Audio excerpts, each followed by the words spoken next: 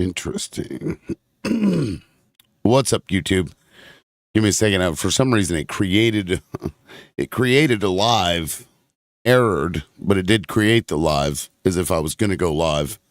But then I hit create again, and it created another one, same name, and it's currently live. That's weird. Anyway, we're about to get started on the Ticker Talker. What's up, everybody? It's your boy, the Liberal Loudmouth. And we are now live on TikTok. We are also live on the YouTube. On the tube. And let me check some shit here. No, it's not really that.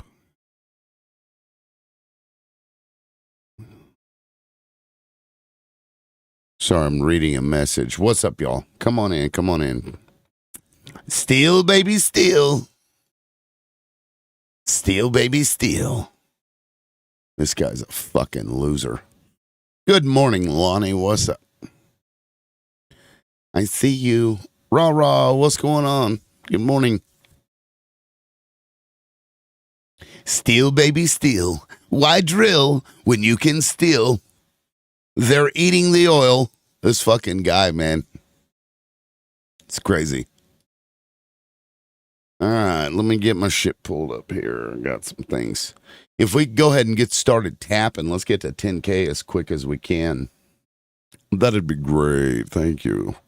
Yes. That's like that fucking guy, the dry eyes commercial. It gets the red out.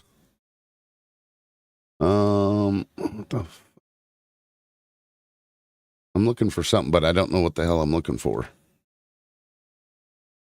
It's very organized of you, Lib. All right.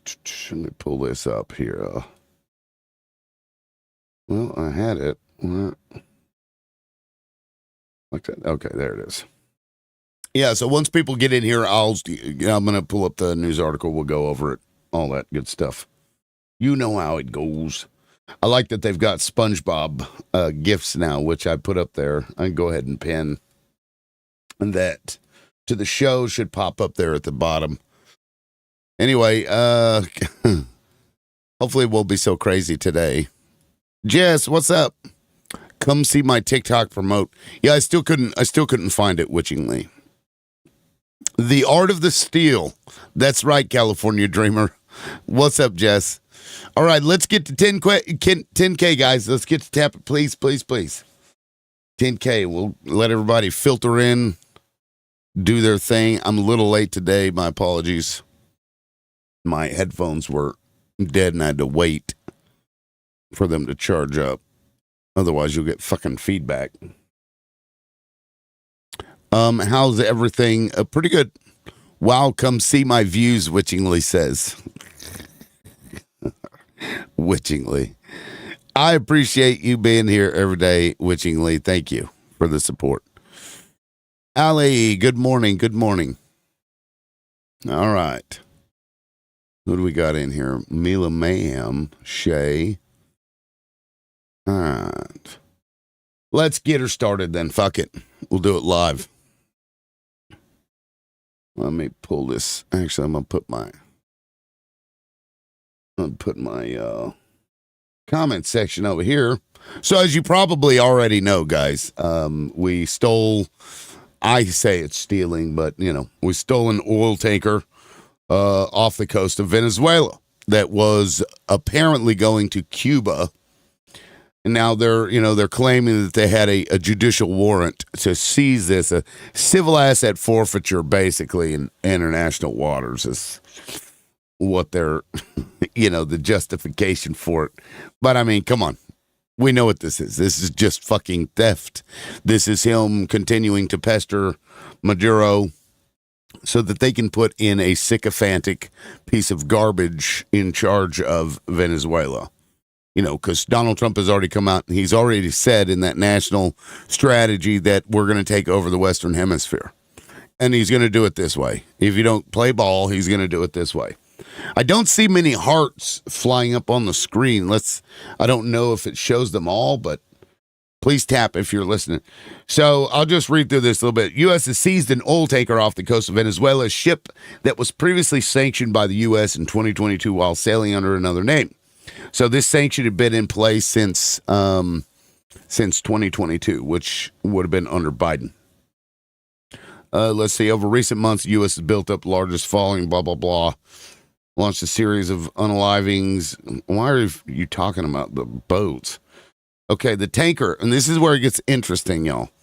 Identified as skipper by maritime analyst Vanguard, was a very large crude carrier. It's thought to have been carrying about 1.1 million barrels of oil. Tanker was falsely flying Guyana's flag, the country's maritime authority has said. So that country has come out and said that they were flying their flag improperly. Which, when they do that, for the record, the vessel becomes stateless, right? And stateless vessels, are under no sovereignty, or at least that's the legal argument that Donald Trump is going to use. The flag of a ship indicates where it's been registered, and under international law, ships must comply with the maritime law of the country. However, in recent years, there's been a growth in vessels sailing under false flags. So this was literally a false flag event. But don't. It's bad. Sorry. Let's see. Tracking data shows the skipper is previously sanctioned. Blah, blah, blah. Skipper has transported nearly 13 million barrels of Iranian and Venezuelan oil since joining the global dark fleet of tankers in 2021. Now, this group here, Triton Navigation Corp. When you look it up, it's owned by a guy named Victor. It's held under another company called Tomaros International, I think is what it's called, which is owned and operated by a guy named Victor Artemov, who's Ukrainian. So not only is it a Venezuelan, tanker, the private company that owns the fleet is run by a Ukrainian. So here we go. It's like a win-win for Donald Trump and his play daddy, Vladimir Putin, because it just, it'll harm a Ukrainian, and they're all about that. But I wanted to play this video here. It's crazy. Liberals say we can't say black anymore. It's called unhoused. Oh my God. You fucking, I fell for it. I'm like, what? He's being racist, for the record. Stop being racist, Silky. That's fucking stupid. Anyway, let me play this video of Donald Trump basically gloating. I mean, that's really what it was. Fucking disgusting piece of dog shit. Let me get it. Go on. I don't know. I don't like watching this guy, but here we go. Thank you very much. It's been an interesting day from the standpoint of news. As you probably know, we've just seized a tanker on the coast of Venezuela, a large tanker, very large. Largest one ever seized, actually. I wonder if they can smell the shit in his diaper when he's sitting in a room, like if everybody smells it and nobody can like talk about it because, he would like probably drop a boom boom on them, Things are happening, so you'll be seeing that later, and you'll be talking about that later with some other people. Yeah. So some more shit's coming out later, I guess. It's not enough to just steal over 1 million barrels of oil, as if that's not going to hurt the market, right? That's not going to have any impact on the market. I mean, like you just take 1 million barrels of oil off for yourself. I can't imagine that's going to be good for the market, but who knows? This guy, basically owns everybody at this point through Israel, I'm sure. But there's also like another clip because we know the guy's a piece of shit. We know he's just a pirate at this point. So let me just show you what the United States does when it believes that it can control another country. Because really, it's just bully tactics. That's all this is. So here is the video of the seizure. And what I find interesting is the claim initially was that, this oil and that tanker is being used to fund terrorism. And so I have to wonder, why didn't they just blow up the boat like they did all the other boats? If the money's used for terrorism, isn't that an imminent threat? Which is what MAGA comes up here and argues is why they can just unalive people. Why didn't they just blow up the boat? Oh, wait. That's right. Oil is more precious to them than anything else. It's what, and people that are like, it's not about oil. Yep, it is. These people want to control all the resources in this country and in every country. This is just more European colonialism led by Europeans who migrate everywhere else and call themselves indigenous to those populations. Like the white guy from fucking Ecuador who says he's a minority. It's, I don't know, it's fucking weird, y'all. And then to top that off, as if like the colonizer mentality that continues, where we believe we have some right to, just steal people's shit. The other day, Donald Trump gets up and he says this, like he's not even trying to hide this shit anymore. And this is going off topic a little bit, but I feel like it needs to be played. Fucking crazy lunatic. And we had a meeting, and I say, why is it we only take people from shithole countries, right? Why can't we have some people from Norway, Sweden, just a few? Let us have a few. From Denmark, do you mind sending us a few people? Send us some nice people, do you mind? But we always take people from Somalia, places that are a disaster. I mean, what do you say? That's just flat out the guy's just fucking racist. He just doesn't like people that don't look like Europeans. And so when you have this mentality that he has, that he just showed you in that little speech about, oh my God, send us your white people, please. Those are good people. When he's saying that, this is how they're able to, without any kind of like remorse whatsoever, seize and steal the resources of other people. To me, it is that simple. They don't view others that look non-European. They don't view them as human beings. And so if you're not human beings, you have no rights. And if you have no rights, you have no shit. And if they have the ability to, they will come and take your shit. And that's just really, I think that's what it all boils down to. It's just colonialism continuing on, unaliving people. And sadly, it just makes Europeans even look worse. They complain about, oh my God, why do you hate white people? Well, you guys continue, to allow, and like MAGA, for example, mostly white, you continue to support this kind of shit. And of course that's going to lead, just like Israel, unaliving babies and shit, and believing that they're superior to everybody else. People don't like that. So if you don't want to be attacked, then come out and stop this shit. Pretty fucking simple. And also, yeah, like somebody, was that Jess in the comments says, people from those countries will not come to our country when there's better.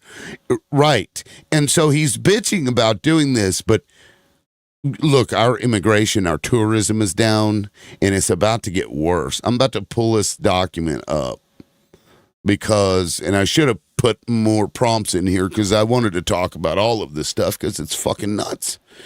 But he's about to make it where people will not come.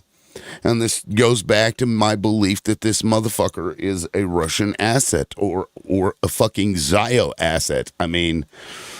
Because the things he's doing benefit Russia. For example, this guy that owns this fucking tanker is Ukrainian. And so that benefits them, but then he even takes it a step further. Like, oh my God, why do people not want to come to the United States? Why is it just the shithole countries that want to come here And then he does stuff like this. Let me pull this up. This is a fucking DHS, memo, and you can go and offer your opinions and comments. It's open for 60-day notice and request for comments. This is U.S. Customs and Border Protection, Department of Homeland Security, electronic system for travel authorization. So you get down through here, and let's just look at what they're asking for. Let me get right. I should have had this pulled up. So yeah, Romania's removed right here. Mandatory social media. In order to comply with the January 2025 executive order protecting the U.S. from foreign terrorists and other national security and public safety threats, Customs and Border Protection is adding social media as a mandatory data element for an ESTA application. The data element will require ESTA applicants to provide their social media from the last 5 years. Now, if you're complaining because white people aren't coming to your country and you do shit like this, who the fuck wants to give your dumb ass 5 years of social media or 5 years of any goddamn thing? Why in the fuck would anybody want to do that? That beyond me. I don't get it. Oh, I need to reset my gifting goal. Well, thank you for those gifts, guys. Let me see. What do we got? Let me pull up my shit here real quick. I'll get back to it 1 second. Lonnie, and number 1, thank you. Time Lady Jess, number 2. Rah, number 3. Ali, number 4. Ziotalk, number 5. Thank you.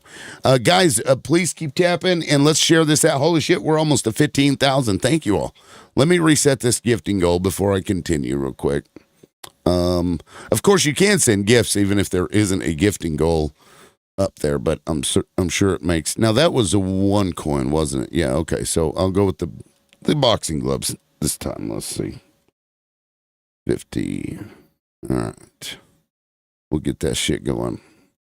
Pin that bitch. There we go. Okay. Thank you guys. I appreciate it. So yeah, and then also, so we'll continue because it even gets kind of worse in my opinion. Let me zoom in so you can read that with me. Here are high value data fields, right? That they're also going to want. Telephone numbers used in the last 5 years. Email addresses used in the last 10 years. IP addresses and metadata from electronically submitted photos, family member names, parents, spouse, siblings, children, family number, telephone numbers used in the last 5 years, family members' dates of birth, family member places of birth, family member residency. Do you know who requires things like this before they'll allow you to do something? Do you know who else does that? Fucking cartels and mafia bosses. And the reason they do that is so that they know who to go after to force you to comply with something. You know, because a lot of times if somebody's going to hand over a batch of happy powder to you to travel, they'll be like, I need the names, addresses, schools and shit of all your kids, your spouse. I need all this stuff before I'll do it as collateral. And so because this is none of anybody's fuck this shit. And so we know that Donald Trump loves cartels because he just released a motherfucker that was one of the biggest CTEL members running 400 tons of fucking happy powder into the United States while claiming he hates rogues. So we know this guy operates like a fucking mafia boss. So when he starts asking you for this kind of shit, you should just not give it to him because fuck that. Anyway, we'll continue. Family member residencies. Here you go. Biometrics, face, fingerprint, DNA, and iris. Business telephone numbers used in the last 5 years. Business email addresses used in the last 5 years. This man is fucking insane. So they're asking for public comments. So please go and find this. You can just look it up. OMB control number 1651-011, agency information collection activities. And you'll be able to find the link to go and offer your comments because, of course, he doesn't give a shit. He does not give a shit what you think. He doesn't care what anybody thinks. And, asking for all that information plus DNA. Like, what do you want with the DNA? Like, I don't know, guys. This is crazy to me. So at this point, we are surrounded in this country by MAGA, who currently has defended, and on this panel and in other panels, defended child trafficking. They've defended child rape. They've defended murderers. And now they're defending theft. So it's almost like every one of the commandments, they're like, man, fuck it. We're MAGA. We don't have to abide by God's rules, even though I'm a Christian. I'm a good Christian. Oh my God, the Muslims are taking over, while they violate every goddamn commandment and put somebody in charge who violates the other ones, such as thou shalt not commit adultery. You know, how many times has he done that? I remember Epstein or Michael Wolff talking about how he would want to the wives of his friends, I guess, just so he could. And yet this is their Christian savior. And this is who Israel has latched onto and loved even more than they did Joe Biden, despite the fact that Joe Biden came out publicly and is like, if I was a Jew, I'd be a Zio. And then he says, my father told me, well, you can be a Zio even if you're not Jewish. He said, and so I am. So they shit on Biden, even though he was a good Zio for them, but they love Donald Trump. Why is that? Is that because he engages in the trafficking that they engage in? This immorality, this depravity that we're seeing all over the place? Or MAGA, oh my God, you can't wear a dress and put lipstick on. What is wrong with you? You're sick, you're a groomer. While supporting P3DOs in churches. While supporting the unaliving of babies. They're not serious people, these MAGA, and yet we have to live side by side with them. It's kind of nutty. It's a little fucking nutty. And, I'm starting to read through this Talmud. Wow, guys, this thing is crazy. So it really doesn't surprise me anymore what these people are willing to do. And, to people, to children, to those who don't comply. And I don't know, I'm sick of it. But, Donald Trump bitching because we don't have white people coming to this country while he does this. Like, nobody should want to come here. Why the fuck would somebody want to come here when we've got this dotard, authoritarian, fascistic fucking puke running our country? That doesn't make any sense to me, but, it is what it is. And then, oh, fuck, what was the other thing I was going to bring up? He did something else. God damn it. I had it and then I brain farted. It's too fucking early for that. My brain shouldn't be farting. Oh, yeah. Another thing. Nobel Peace Prize winner Machado, that woman that got the Nobel Peace Prize instead of Donald Trump, she's Venezuelan. She came out in support of him stealing their own fucking oil. She's like, yes, come and steal my oil. What? This Venezuelan is like, steal my shit, please. Yes, Daddy, give me more. Take more. Do they feel like they're closer to God or something when they get their shit stolen by these crazed lunatic religious nutbags? I don't know. Also, this is what I was going to say. There's an argument to be made here that the more we do stuff like this, the more Donald Trump does stuff like this, the more moral it becomes to attack and invade this country. And just think about that. Just think about all the excuses that we've made when invading other countries, right? Oh, they don't treat women fair. Oh, they don't do this. Oh, they're racist. Oh, they're attacking Christians. Whatever the fucking stupid reason. We're over here platforming, murderers. We are covering up for child traffickers. We are defending those who raped the children that were given to them by the traffickers. We are now stealing resources just right off the ocean. Just, it's ours. We're going to take it.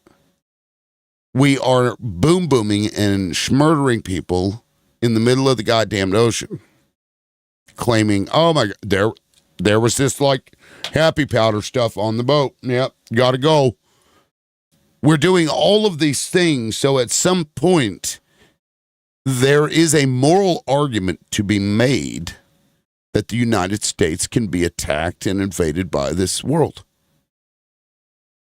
Again, when you do terrible things, you don't get to turn around and cry, oh, why are they so mean to me? Why are they being so mean? They hate America because of our freedoms. Or I don't know, maybe they hate America because we go around unaliving people and telling them that we're better than them. So at what point do we say, like, okay, yeah, China's invaded our shores. We've got fucking Chinese people running across our fucking, like on D-Day or whatever. At what point do we look at that and say, well, that tracks. That makes sense. That this other country would be looking at us and saying, you're going to have to stop that. Because we do it to other countries. And I hate to say that because I fucking live here, but I mean, goddamn. At what point does some fucking moral line get crossed? Schmurdering. No, I'm not going to do that. Trafficking children and covering it up. No, that's not the line. Invading other nations with our intelligence operatives. Greenland, Denmark. We got busted with our intelligence agents inside the goddamn countries, literally trying to coup them. This is twice now, in fact, that Donald Trump has failed using his intelligence to do shit like that. He tried it in his first term with Venezuela. He's trying it with Greenland. He's trying it with Denmark. And so when we do this stuff, when the fuck do we become Germany? When does it become righteous to attack us? And I don't want to be attacked. I don't want to have to fight for a fascistic dictatorship. Because obviously if somebody comes in and invades my country, I'm going to fight them. Right? Because, I mean, this is my country. But at the same time, there is morality there. Like, when you're the bad guy, you don't get to turn around and cry because somebody is being mean to you and treating you like what you're treating people like. And it's fucking weird for me to say. But I don't know. Maybe somebody else can answer that. When does that fucking line get crossed? What is it that we have to do? Just fully take over Venezuela? If the United States just starts taking over countries and installing our own puppets into their countries, is that not something that we would, be like, oh yeah, no, they can be attacked now by the world?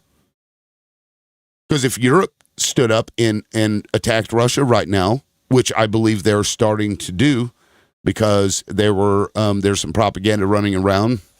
I don't know if anybody saw this. Let me pull it up here. I sent it yesterday in my Discord. It's New York Post, so, take that for what it is. But let's take a look-see. Let's have a look-see. Yeah, see. Okay. God, these fucking ads on this, it's so ridiculous.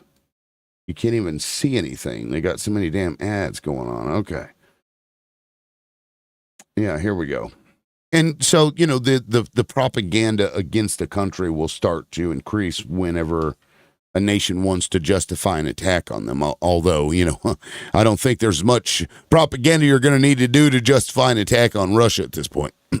But let's look at this. Russia planned to boom U.S.-bound cargo planes poison water supplies as part of covert war against Europe. Right? This was released yesterday. Russia has employed gig worker saboteurs to carry out attacks across Europe, including trying to boom U.S.-bound cargo planes, derail trains, and even poison water supplies, according to a shocking new report. Which, look how many trains we had in the United States go flippity-flop. Remember that when it's like every fucking week you've got another train getting derailed and shit and destroying a whole town, just fucking through the town. You remember all that? Was that Russia? Anyway, an analysis of a series of deniable hybrid attacks and sabotages occurring across Europe in recent years have pointed to a web of freelancers employed by Russian agents to test the continent's vulnerabilities for war.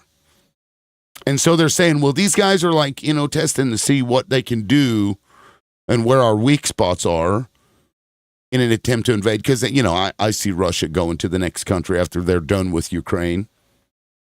Keir Giles, a Russian expert at the Chatham House think tank, warned that the attacks that have been made public are only the tip of the iceberg, warning European officials that the incidents cannot be simply brushed aside as sabotages by individual actors. Here's a DHL package burst into flames at a UK facility, part of an alleged Russian plan to test Europe's vulnerabilities. Here's a boom destroying a Polish railway leading to Ukraine last month, with officials describing it as a direct act of sabotage. And I bring this up because, it's interesting nonetheless, but I bring this up because where is the goddamn line? When you've got evidence to suggest at least that another country is going in and like booming your stuff and dropping your trains and, where's the line where it's okay to then attack them just flat out? We're going to war, fuck you. And just start bombing them. What is that justification? I don't know. And have we, the United States, who engage in shit just like what I just read to you there, we do that stuff in other countries. Like, are we going to be attacked based on what the United States is doing? Because, guys, like the tanker that got seized, keep in mind, Joe Biden engaged in this too. Yeah, this is just imperialism, American style, which is, Europeans without the T. Or like, take that T and get the fuck off of this boat. That's what America's culture, when somebody says, they need to assimilate into the culture. What they mean is European without tea.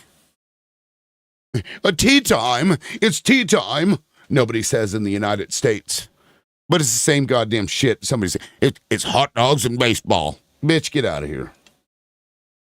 So, I don't know. Like, at some point, the world has to collectively say, okay, you guys are fucking problematic. And so if we don't stop this government from doing all of the shit that they're doing, aren't we complicit? And isn't it righteous and moral to then invade a country that is just out of fucking control? Really hate to fucking say. Lonnie, MAGA's quiet all the time. These worthless pieces of garbage are afraid, I think, to come up here. I think that's why a lot of them just don't show up. They're either afraid of the groups of liberals that they do hang out with being mad at them for coming over here. I'm like, I saw you on Liberals Live. He's such a racist piece of shit. While pandering to and loving on, we're such good friends, these crazy fucking maggots that say insanely horrific things. So, who the fuck knows? But let me get back through some of these comments. Oh, Heidi, or Haida, thank you for that. For the record, are you guys not able to see my request box? Yeah, because nobody's even trying to come up here. Let's see, I can come in on my alt. Let me do that just so everybody can see the box. Of course, I'll sit here and just fucking yap. Probably more interesting than half the fucking people come up here anyway. Fucking Oh my God, why don't you let me talk? Like this fucking guy, this guy, this liberal, self-proclaimed liberal anyway, talking about you're not purebred. Like motherfucker, don't be using the term purebred when you're talking about native people. You fucking idiot, racist. We're not cattle, bitch. Oh damn, why can't I get? There we go. All right, I'm gonna bring it up here and plop this motherfucker right up here on this panel. So this is gonna be my alt. If you want to follow my alt, you can just follow it from the panel. Liberal loudmouth, and then we can. I gotta mute myself here. Oh, now somebody requests up. Let me. Okay, so it does work. Okay, hold on. Oh, mute myself. There we go. So this is my alt. If you want to follow my alt, you can go ahead and follow my alt. What's up, Lonnie? Hey, good morning. Good morning. Good morning. How are you? I'm okay. So, like, to answer that question, at what point, you know, unless you wanted to address something else, but like, at what point does it become righteous to attack the United States? Oh, that's a tough one for me. Because I don't think war is the answer. But then again, we do have this Mango Mussolini in here just agitating everybody around us for no good reason Pay other less than to be the Putin. bully that he is. Huh? Pay less Putin. Yeah. So, I mean, I think it's eventually going to come to that. He's going to push them to the brink because there's no way that it's not going to happen. And when it does happen, I mean, I guess we could chalk it up as justified because he's just been agitating Venezuela for no reason, like what, Yeah. but outside of oil, like, um, I thought I read something earlier, maybe this month or last month, where China and Venezuela was doing something with the oil, like, they were bringing over, tankers or something. I don't know. I could have misread that. But I thought China and Venezuela were making a deal together because, China's not happy with us. Well, I mean, And probably. They probably yeah, are. Yeah. because he went over there and he bent the knee and kissed the ring and they gave him that disrespectful crown. Um, um, and then, they said, okay, we'll probably buy soybeans, but it definitely won't be as much as we used to buy. We're Yeah, gonna buy. they've now buying a fraction of what they used to. Yeah, And then you'll get yeah. MAGA up So, here. The farmers are still selling it. What do you mean they're still selling it? Like, oh, well, okay, we're gonna run bitch. out of people to buy it. Yeah. We, as the American people, can't buy all that soybean. Yeah, and if they're still buying it, as MAGA came up here one day, did you see that live when they were saying that they were like, "Oh yeah, no, the farmers are fine because they're still selling it." You remember that? Yeah. Now the Well, motherfucker's $12 billion going to hand out to the farmers for something he fucking well, did. that's not even, and that's the thing, right? So with that, what I've read was, think about this: he's gonna give the farmers 12 billion, right? The way farming works is they borrow seed and machinery and whatever else they need in order to farm, quote unquote. But they got to pay that loan back. So Cargill and the other ones and John Deere and all of them, they're going to get that money because it's monopolized too. Like that whole industry is monopolized too. So it's just a roundabout way of giving these companies money back. Yeah, because the small farmers aren't going to get that money. Probably it's going to be the No. big agribusiness. But in case you guys in the comments don't know how tariffs work, I've got an infograph here that will explain it pretty So simply, yeah, honestly. like So this is how tariffs work. Um, I think you can get the gist of that. I mean, seriously, like he's that's why I go back to fucking Russian agent because everything this motherfucker is doing is harmful yeah. to the United States in some way, Yeah, shape, or he form. was. He was doing a lot of stuff with them, especially what was it, the 80s when he was losing, when he was going broke, I heard that he was um selling floors of Trump Tower to what are shell companies that were owned by people from Russia because they couldn't own anything here in the United States. So, and they bailed him out plenty of times because he lost all of Daddy's money. You know, Daddy gave him all that money when he passed away, and he screwed it all up. You know, but no, that money to the farmers ain't gonna help the farmers.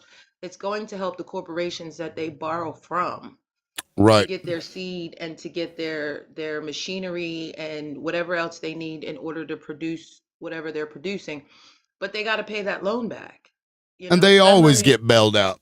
They always yeah, get bailed they out. only get bailed out because it helps the corporation.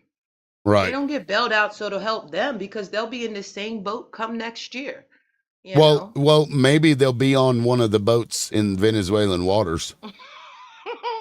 And they'll be I like, don't "Oh think so. shit! Oh shit! We They're didn't not going realize. there. We didn't realize that Jamie Dimon was running rugs or fishing off the coast of Venezuela."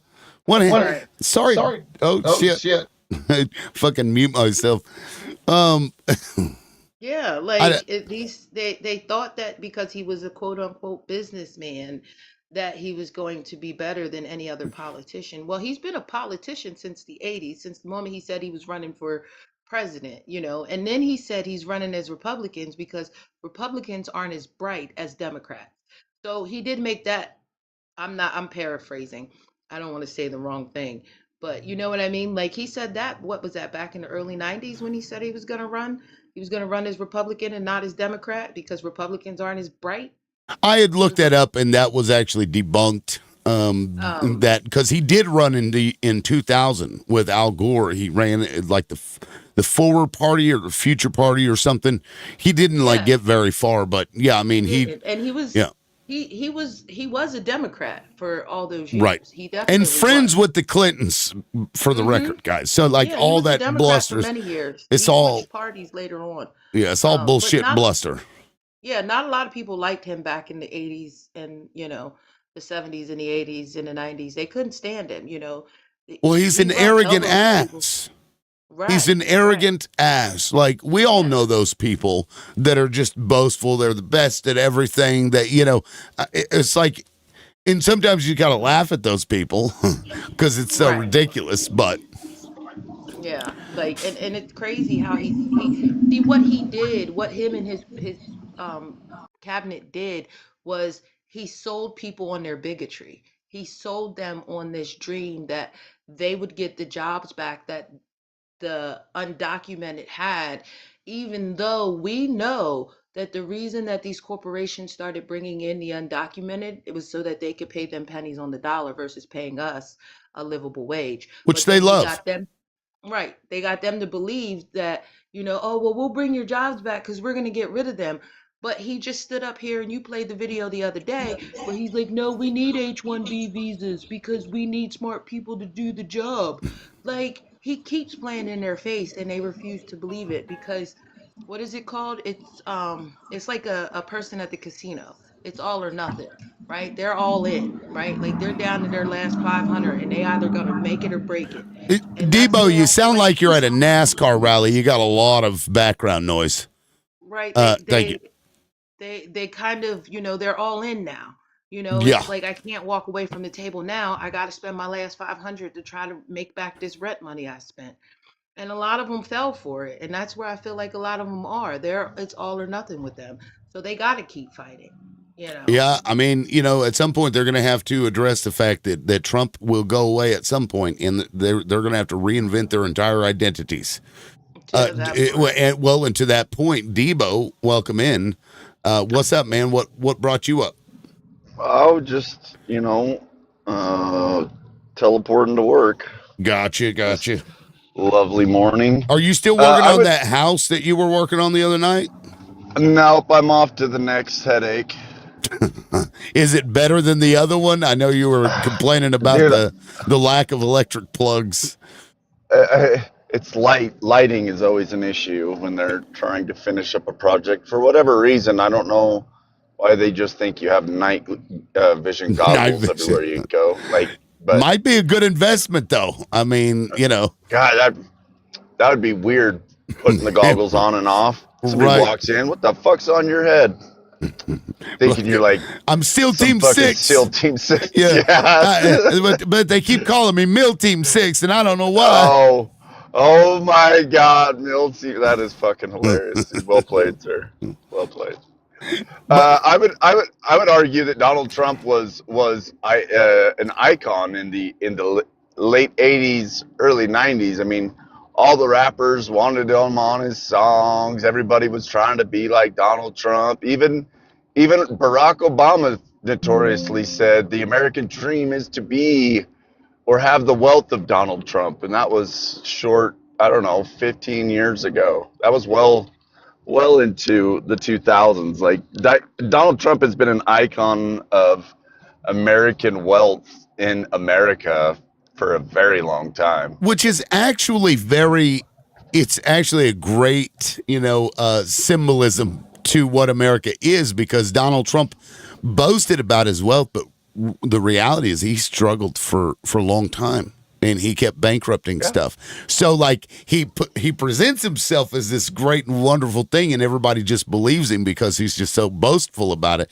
But in the back, he's begging banks for loans. He's, you know what I mean? He's like running out of shit, and of course he makes his way in it.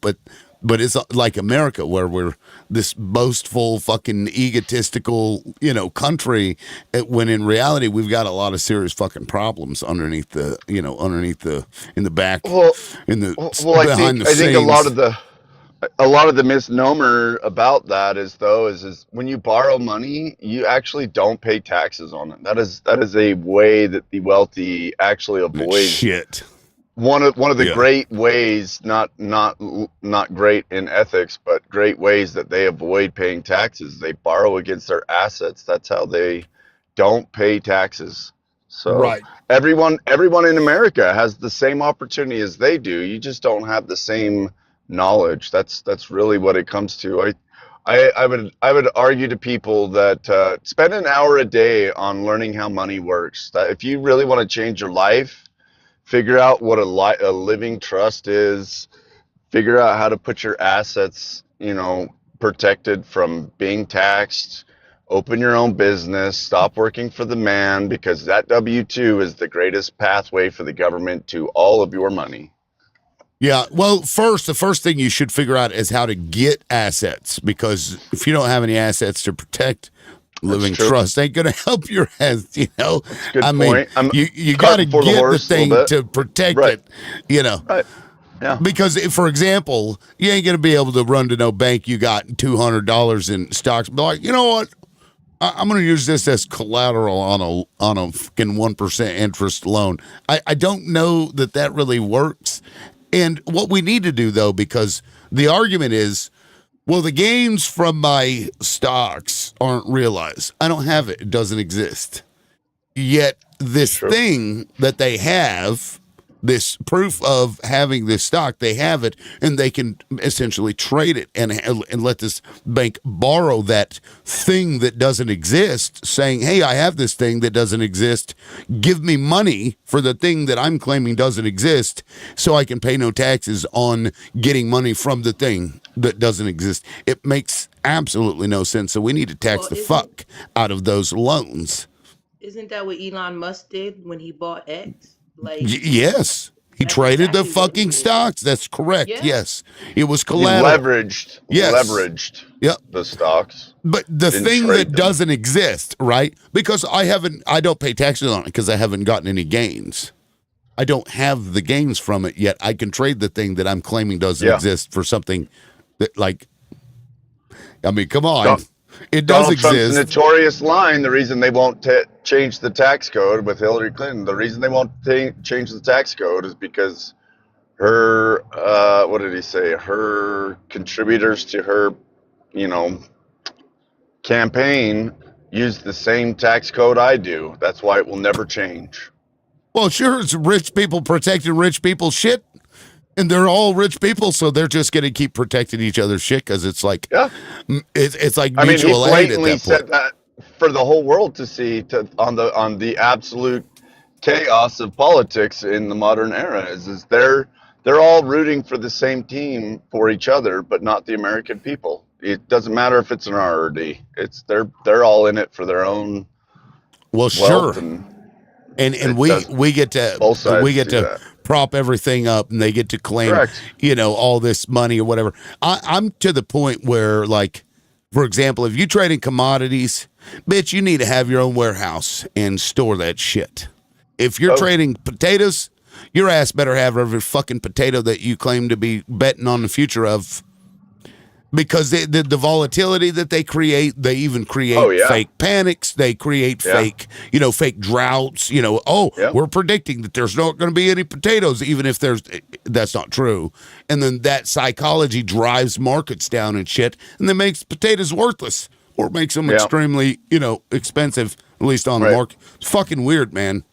Yeah, the stock market is like $40 trillion overvalued or something, and due to commodities and leveraging or some fucking crazy number like that. I don't think it's 40 trillion. I think that's the overall, but it's a Yeah. lot. It's a It's lot. got to deflate at some point. It's got to It's a pop. lot. We Yep. already saw it in my Yeah. lifetime. I got to watch what that looks like. And, to me, like the average everyday person, it didn't really affect my life in too big of a way, but it fucked their lives up. They hated every bit of it. I'm sure middle class people might see their 401ks and shit get sliced, but you can find other ways, outside of a 401k to protect your shit. But at this For sure. point, gold and silver, I mean, damn. I mean, I get that. I mean, do you really? Could you imagine people like if all the lights went off, if you know what I mean, and you weren't using, credit cards or digital money, if it went to, dollars or gold and silver? I mean, could you just? That would be chaos. People barely even know how to count, let alone the value of Can't fucking. count change back to you. Yeah, Fucking, yeah. yeah. It's like, I it's went and bad. paid. I went and paid for a horrible breakfast burrito at a gas station this morning, and I gave the lady cash, and she looked at me like it was the first time she'd ever seen a $20 bill. Did you add change? Because that'll really fuck them up. Do that when you add change to make it an even dollar that you'll get back. I had somebody argue with me about that. No, take this. Yeah, right. I'm like, dude, just give me back the The the $2 dollars. I or gave you the whatever. 11 Like cents so I don't get pennies. Fucking here. Just like give me dollars. they'll argue with Yeah. you. It's fucking I yeah. do No, that shit all the time, and it does fuck it's with kind of people. funny. They'll look They at you don't even like know what to do. you're like the devil Yeah, incarnate. Yeah, like right. what are you doing to me, you asshole? Making looking I'm around. doing your job for you. You Does just don't anybody even know it. does anybody see what he's doing? I'm embarrassed.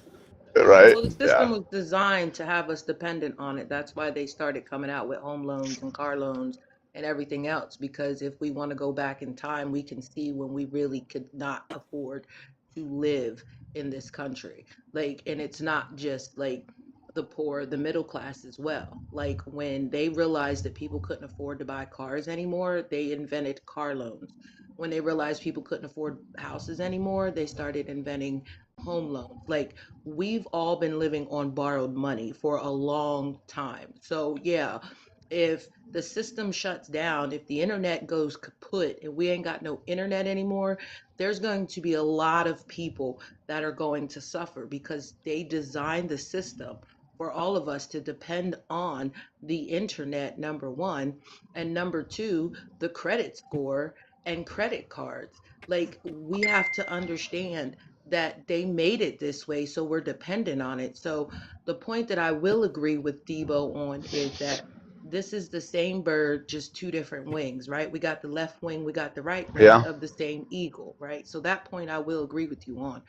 But we also have to be mindful that they are playing a game with people's lives, and while they sit up there with all this money and trying to make people feel like they are less than because they don't have a brand new car, they don't have the newest built house, they don't have, spending money at Starbucks and doing all this stuff and things that makes them believe that they are better than us. And I do believe it was Lyndon B. Johnson that said that if we can make the poorest white man believe they are better than the poorest black man, we can pick their pockets. Heck, they'll even give us our money. And that's what's happening right now.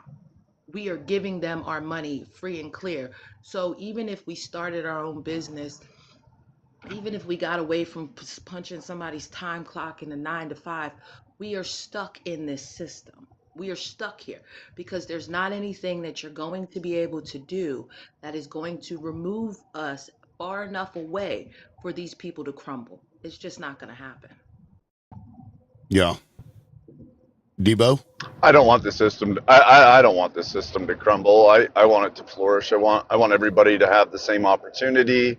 I want everybody to live free and die happy. I think that is the American dream. I don't think it is the white picket fence. I think that's corporations trying to sell you shit. To sell Happiness you is the sell an you individual. the slats and sell you the paint. Well, For the no, I'm fence. saying I think the real American dream is to be happy, and your happiness is, an individual. You can't broadly paint the brush that happiness is this thing. Like what you find enjoyable, I think is boring, and vice versa. Like, and to sit here and pretend That's like true. there's one streamlined thing that you're going to be able to provide people and everybody's fucking happy, it's just a fantasy, and you're not like people. And that's why I hate the government, because the government doesn't operate efficiently or effectively, and nor do they do it with any kind of grain of like any idea that they're going to do it efficiently, because they don't have to, because it's endless amounts of money, there's endless room for error, and they don't fucking care. If you work hard for something, you're going to respect it. If it is given to you, you're going to trash it. It's just that simple, and that's the same thing with government.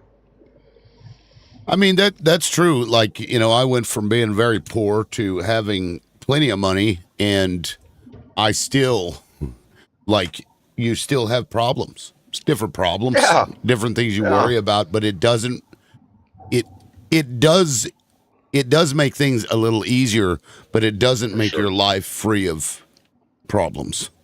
Right, And so that may be something that people don't quite understand, and I didn't really understand until I had money, because I'd always not had money, and then when I had money, I'm like, oh, this is great. I don't have to worry about my fucking tire blowing, because I can just right. go and get a new tire. Get it. Yeah. But then but you still are, you have all these fucking weird things that happen, and it's still shit. So you do certainly have to find ways to be happy, even if you have money. Money is not happiness. That is for No. sure. But it does help. It certainly It does helps. help. I don't know. I think I'd be happier if I lived out in the middle of the fucking woods and didn't wear shoes and had a beaver dress on, and that was Well, that I for I, me. I I can tell I could you do that. my childhood experience. We lived in tents on the fucking river. We'd get home from school every day, and my mom had built this travoy, like 2 sticks. She had taken this U-Haul blanket and like sewn it around the sticks, so we would drag it behind us. You put the line around your waist so you could pull a big load of firewood, for the campfire. Hmm. And it was weird, but my memories of that place were pretty good. Of course, we were Right. kids then, out in the woods with a river. So when it was warm, our asses were in that fucking water all day long. I mean, we'd jump in the water, we'd fucking Right. float down, we'd do that for hours. Just, nothing. That seemed a lot better to me than a lot of the other crap. But maybe that's just me. I I I totally agree. Of I course, grew up on a it was farm. probably different for my parents, right? Having to worry about Oh all the yeah. other stuff, as a kid, it's different. Certainly. I don't know. Would it be worse to worry about how you're going to pay for the light bill and put food on the table? Like, it's just different problems, right? But you always, like you said earlier, you always have problems. They're just different. Sure. Yeah, I mean, I don't want to starve to death. I don't want my children to starve to death. If my car breaks Right. down, how am I going to get? Now we're going to have to fucking put up snares and fish with a fucking horsehair. Yeah, you know what I mean? Like, Wow. so those problems are, real. Thankfully, the vehicle still works, so we could get around. Although I do remember this time, my stepdad, is drunk off his ass. Somebody had gone down this trail that ran behind our campground. It was like, I mean, it was, when I say trail, I mean it was like a space where you could get through trees. It wasn't really a road or anything. They had driven down there, got stuck. So my stepdad decides he's going to take the car. It had been raining a lot, so there's like big puddles of water everywhere. I just remember him saying, his dumb ass, he's drunk, so the other guy is driving our car, and they get to this big puddle, and I hear, and we're all like watching, and I hear, nail it, and this motherfucker goes, ground, just hits this puddle, whoosh, this fucking, I mean, just massive water comes up. It filled the fucking car up. It was, the water was coming into the car. This Oh my puddle God. was so deep, and of course the car dies, and we had to Oh, wait for shit. that bitch to dry out.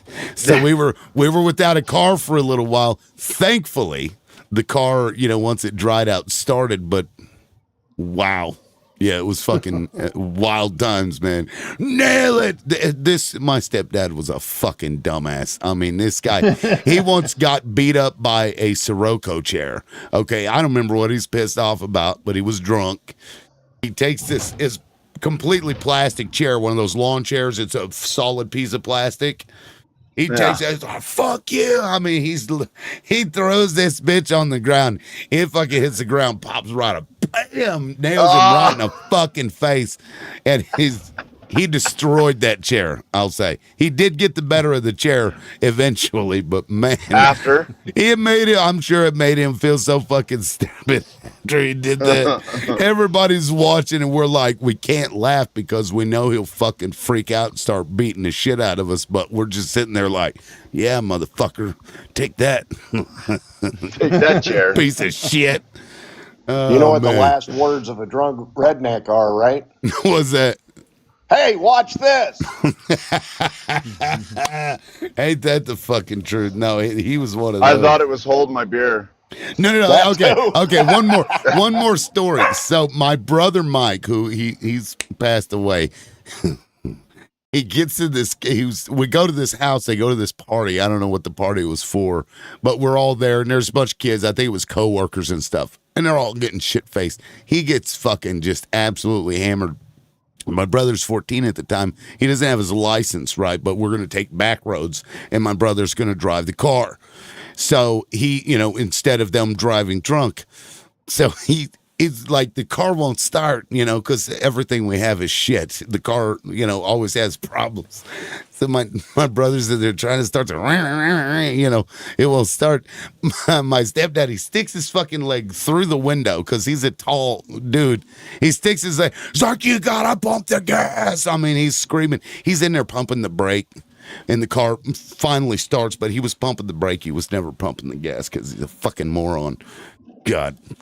Anyway, that car eventually, it died on that trip. We ended up having to walk like 14 fucking miles that night in the middle of the night down these fucking back roads going from, where was that? I think it was Siloam Springs, Arkansas to Westville. We were like halfway between the two. Fucking crazy. Fuck that. No, Yeah. thank you. No, Yeah. dude's a fucking idiot. We're all just like, well, we can't say anything because we know this guy's gonna fucking flip out on us. But anyway, sorry, story time's over. I guess I don't even know where that came from. Who was next? It was either Zio or John. I think it was John. What's up, John? Hello, mate. How you doing? I'm good.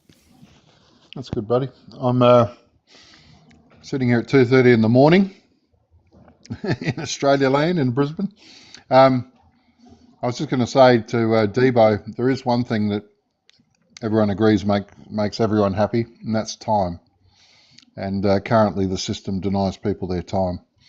And I think that's really the biggest issue, is that I don't think anyone would have a problem if the productivity gains of the last 45 years were shared equally between capital and labour in such a way that all the people at the top are still essentially controlling what they're controlling, but they're sharing it around. And I heard a very good commentary where someone made the point that if you look at restaurants are all struggling at the moment, and that's because if you've got 10 people who've got 100 grand each, they all go and have 10 meals in an evening. But if you've got one person who's got $1 million, they only have one meal. And so there's a point by which you consolidate money, but you don't consolidate, obviously you remove a lot of consumption. And I just think that loss of consumption in the economy generally is leading to this stratification of asset prices. So you're seeing, high prices in a lot of things, people can't afford stuff. And really all that means is that you don't have any time because you've got to work around the clock much more often to try to just make ends meet. And that's what they've really robbed people of, is their time. What really should be happening now is everyone should be able to work a 4-hour day and do a 20-hour work week and still enjoy the productivity gains of the economy as it currently stands. And the people at the top wouldn't be any worse off. The only difference is their dick measuring competition wouldn't be have as many zeros attached to it. That's simply the truth. Because when it comes to the utility of the money that they're enjoying, well, a couple of things. One is that, again, they only have one meal a night, no matter how much money they've got. And two, studies have shown that once you get to $10 million, you're not any happier psychologically. There's nothing you can do in terms of gaining money that adds any quotient of happiness to your psychology beyond 10 million bucks, because that's the point by which you're essentially in an escape orbit. You don't have to worry about money. And so really we're at a point where the psychopaths and the murderers are prevailing, and they're just robbing everyone's time. And that's the fundamental truth of what we all value, which is time. Because even though we might find happiness in 1,000 different ways, a million different ways, it all comes back to time. And if you've got more choice of time, then you've got more choice of happiness. That's actually a great point. That also goes back to my childhood when, when we were living in the woods. We had plenty of time. Right. We didn't have all the bullshit, having to work to do this, that, or the other thing. And so that time that we were able to spend just fucking around, right. being kids, it was right. Nice. That's a good point. I think if you could figure out a way to be productive in a 4-hour period, I would argue that in the field that I currently work in, I mean, it's hard enough to even get anything done in 10 hours. Well, the productivity I'm not here to toot my own horn, but I am by far the hardest working person in this fucking live currently right now. Like it's not even, I mean, I work 60, 70, 80 hours a week. Like I barely, and I do that because I choose to. It's not because I have to. I think life is a choice, and you in those choices we're losing you, Debo. Becomes your life. You got bars. And if you make you start making a bad decision on top of a bad decision, the onus of that is on you. And time that, but like life is full of choices, and the reality of those choices are on the individual. Well, I mean, Debo, to your point, the productivity in the United States has fucking skyrocketed while the wages are stagnant. The hours have gone up. So, like the amount of productivity per hour that we produce would lend itself to be able to have the same production that we did before when things were just fine, but only working 20 hours a week, just based on the enhancements and efficiencies of our workflows. And unfortunately, we're based on the trickle-down theory, and it's never worked. Nope. Debo's arrogance comes out over and over and over again. I'm the hardest working person on this panel. Just pull yourself up by your bootstraps, and everything is on the individual. Well, we know that is not true. We know that this government is about systems, and this system keeps certain people down no matter how hard they work. This system also steals. Blatantly false. It's blatantly false that this blatantly false. Well, then, let her make her point, Debo. Then you are a supremacist.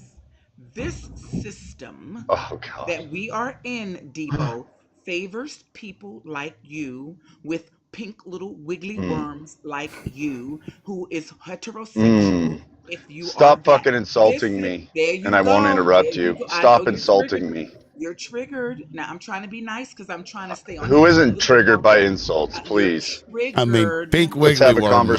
You're conversation. It's triggered. all right. All right. So What I'm just make your saying, point, Maverick. how can I? He keeps Yeah, cutting me yeah, yeah, off. yeah. Just go. What I'm I'll. Stop saying is, insulting me. Okay. mm, you come up here and tell us how hard you are of a worker, the hardest worker on the panel. You tell us that all we have to do is basically pull ourselves up by the bootstraps, and we too can be like childbearing hips, Elon Musk, and all the other pieces of trash. This is a system of white tea supremacy. It owes trillions upon trillions of dollars to black and the enslaved ancestors of black people. It owes trillions of dollars and land to the native people of this land. This country is never and has never been about people being happy. It's bullshit. It's rigged. It's rigged in favor for certain people, and to tell people to pull themselves up by the bootstraps and work harder or do different strategies is still not going to get you in any place where these billionaires are. You must lie, you must steal, you must cheat, and that's how you make it in this fucking country. I know That that that's. Can we Well, excuse get a me. timer? Like, no, hang on, holy fuck.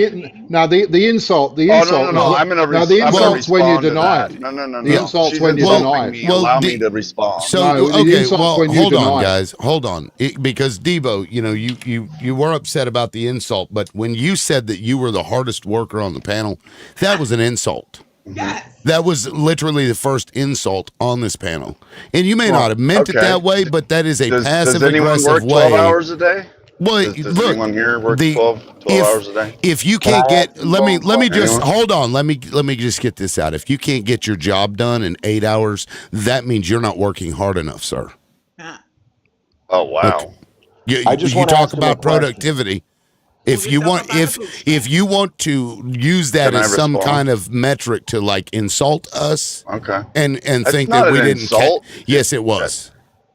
how is that Yes by it me was. saying how many hours a week or a day I work? It's not saying that No, I'm no, no. greater than and you're You less than. said That's just I saying work I work. harder than every Can I person can on this I panel. That is an right. insult. Well, I'm okay. Does anyone else here work 60 hours a week? I work more I than don't need to. I work more than that. Well, okay. Yeah. Uh-huh. Are you doing physical labor? Oh, now it Actually, matters yes. what now it Ac- Are matters you what right. doing physical Wait a labor second. 12 Wait a hours a second. Do Yeah, you day? guys see how the you're goalpost has moving the shifted there? goalpost. That's right. Yeah. Well, I'm Because telling you what I do now since we're so intertwined on productivity. Now let me because emulate. you're trying to continue to show us Can how I? superior you are Okay, because now it's you want to not. tell us See, you let see, you're me pick in your up feelings. well hold pick on. up Let me billions make Let a me of let me respond, make dude. a Come let You're me on. the only make a one responding let with me feelings. You pussy. listen. Let me Oh okay. Jesus! Okay, Here, quick. here we Let go. me You're a You pussy guys cunt, can't is help what you are. yourselves. Debo, let me make a point real quick. I want to point this out. You guys can't help Do yourselves. you think garbage collectors work hard? Fuck yeah. Yeah, they make around $19 to $25 an hour. You think that's enough? You think that is worth more They than make the go? way more than that here. Do you think that is worth less than the guy that sits in the office? Based on your logic, the guy that sits in the office pushing papers is working less hard than this guy. Yet, by all metrics, the harder you work in this country, the lower you're paid. So when you say, "Do you work hard? Do you do these things?" Those are generally low-paid I think you guys are. jobs. I think you're trying to nitpick what I'm saying and try to make it about this thing. I was just trying to emulate that. Like your life is full of choices. That's why I went on about choices and what you do and the position you're in. It wasn't so much that like I'm better than because I work harder than like that. That's a ridiculous. Like if that's what you pulled out of the statement I said, like there's nothing I'm gonna say that you're going to take positive. That was not about anybody is Well, greater than or worse than. You're looking through the eyes or you're looking through your life through the lens of woe is me and why do they have more no, Oh, than me? stop your Why like gaslighting you're bullshit. no, You're just a Debo, gaslighting cunt. no, Everybody let on me the Debo, panel finish. got Let the me Debo, same finish. message, Gaslighting bud. Debo, hold What a on. Holy fuck. gaslighting cunt. Let me say something, Debo, because look, when you said that, it was an insult, and I took it that way. But guess what? I didn't do. Well, I didn't say anything about it. I No, let it neither did slide. I. That's right. Nobody here said anything about it, but everybody, I believe. Hold on, You could have just everybody. said you Hold worked on. hard. Coyote. You Hold could have on. just said you worked. Everybody, hold on. Everybody, let that slide. And then when Zio said an insult that you didn't like, you pointed out and said, woe is me. You were the one upset about somebody insulting when you literally did it yourself. Because she said it fucking about me. I You didn't say said it it about first. anyone. I just, dude, You said it Jesus about Christ. everyone. You sensitive little fucking soft bitches, dude. Holy fuck. Says Grow the a guy fucking crying. backbone. Says Grow the guy a He sounds crying. like a backbone. He's a drywall gaslighting hanger to me. cunt. No, He's a no, the gaslighting cunt. difference No, is you could I have just didn't said you say worked it. hard. You I could have just didn't said you say worked it hard. But you specifically didn't say about that. anyone. Well, then why did you refer to the panel, cunt? You could have just said I worked hard. You Oh didn't. my God, you're fucking, like I said, that wasn't the point of what I was fucking making. I was just Okay, then emulating that apologize life and we is can move about on. choices. Then I'm apologize and sorry move if on. it hurt your feelings that if you think That's I not work an more apology. than you. No, that's right. That's It's not an more apology. gaslighting. More gaslighting. What the fuck do That's you not want an me to apology. say? There's nothing I can say to you. Here's what you could have said. Okay, Beta Debo. fucking males, Debo. if that's your fucking stance. Debo, let me explain how that would. Let me explain how that would work, because sometimes we say things when our intent wasn't to insult. And what I would say was like, I already said that, liberal. I would say I didn't mean to say that, and I'm sorry if it came across that way. I did say that You didn't say initially that. when you brought it up. No, I you didn't. did. I didn't No. emulate it the way that you did. I didn't know No. that I fucking owed anybody an apology for fucking working hard. Yeah. Get the fuck out of here, dude. This is fucking stupid. Debo, Waste of fucking time, dude. Debo, Have a good stop day, whining. liberal. Stop I whining. appreciate it, No, Debo. I'm out. I'm Stop out. being a I'm whiny not. bitch. Well, Another- enjoy your day, man. fragile white man running because he doesn't get to center himself and tell the world how he just breaks his fingers to the bone to get everything he has when it was given to you. Right. Well, first it was I work 6,000 hours a week. Then it became, oh well, I do manual You got one labor. today. You think he was bad? You got one today. Oh boy. Got one who? Huh? I said you got one today. You think he was bad? I'm gonna hurt all your motherfucking feelings. Oh. I mean, well, look, I like having conversations with people. If you're coming up here to try and be an asshole, I don't really care to talk to you. No, I'm not trying to be an asshole. Don't matter what I say, feelings gonna get hurt. He already is an asshole. Okay, so you're not assuming Get him off. I am an asshole too. I agree with that. but you're assuming that we'll have an issue with something you say. Not I don't you per se, but everyone crying in your lobby. So you're trying to upset listen, you small my dick viewers. Like DBO. No like one's- DBO no, is crying. that's a mental thing. You can let someone. What a dumb upset little you. cunt you are. Okay, I don't understand the point. Are Either you? way, Do you have a strong mindset or are you weak?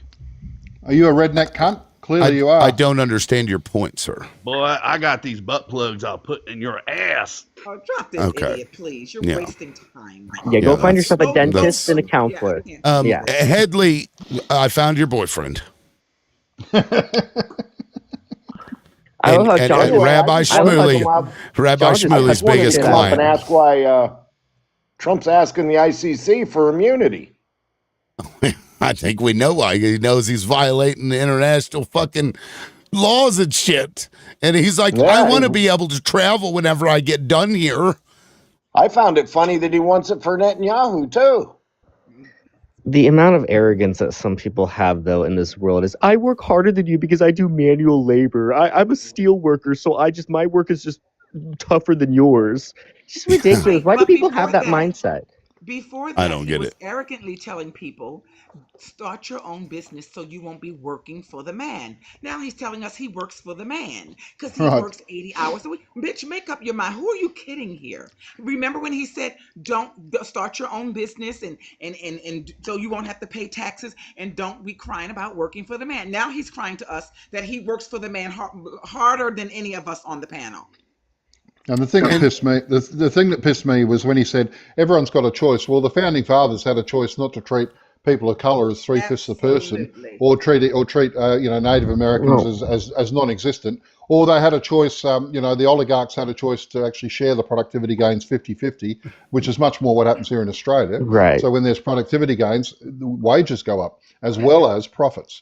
Well, right? they Not even just forget. profits. They even forget, like, when people have chosen to do the right thing and work hard, they still get fucked over. So, like, in the post-World War period, in the 1950s, when everything was super prosperous for white people, even when Black Americans qualified for those fancy jobs at General Motors, at General Electric, they still were not hired by those companies, even when they met all the qualifications and wanted to work hard. So therefore, There's a Debo, perfect example of you that in did not have Congress you did right not, no matter how now. much you pulled yourself up by the bootstraps, Debo, they took your boots and your fucking straps and then told you pull yourself up by the bootstraps.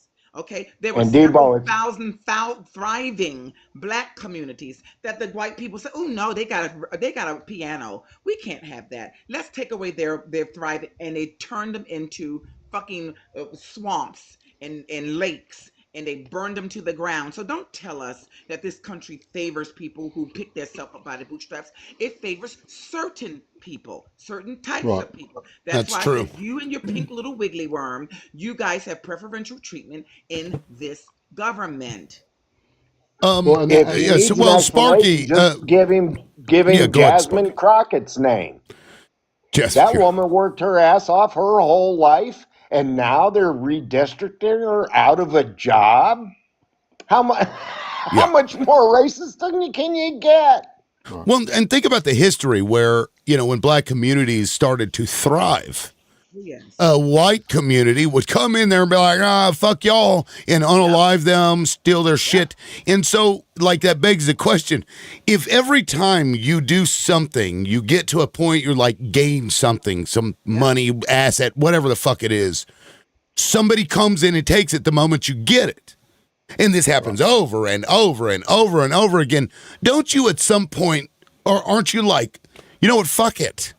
I'm tired of trying. Because every time I get this thing that I've been trying to get, and I get this thing, this asshole comes in and takes it from me. So, like, I think that's human nature. It's the government. Right. That's right. So I can't say I blame people for being like, well, fuck you.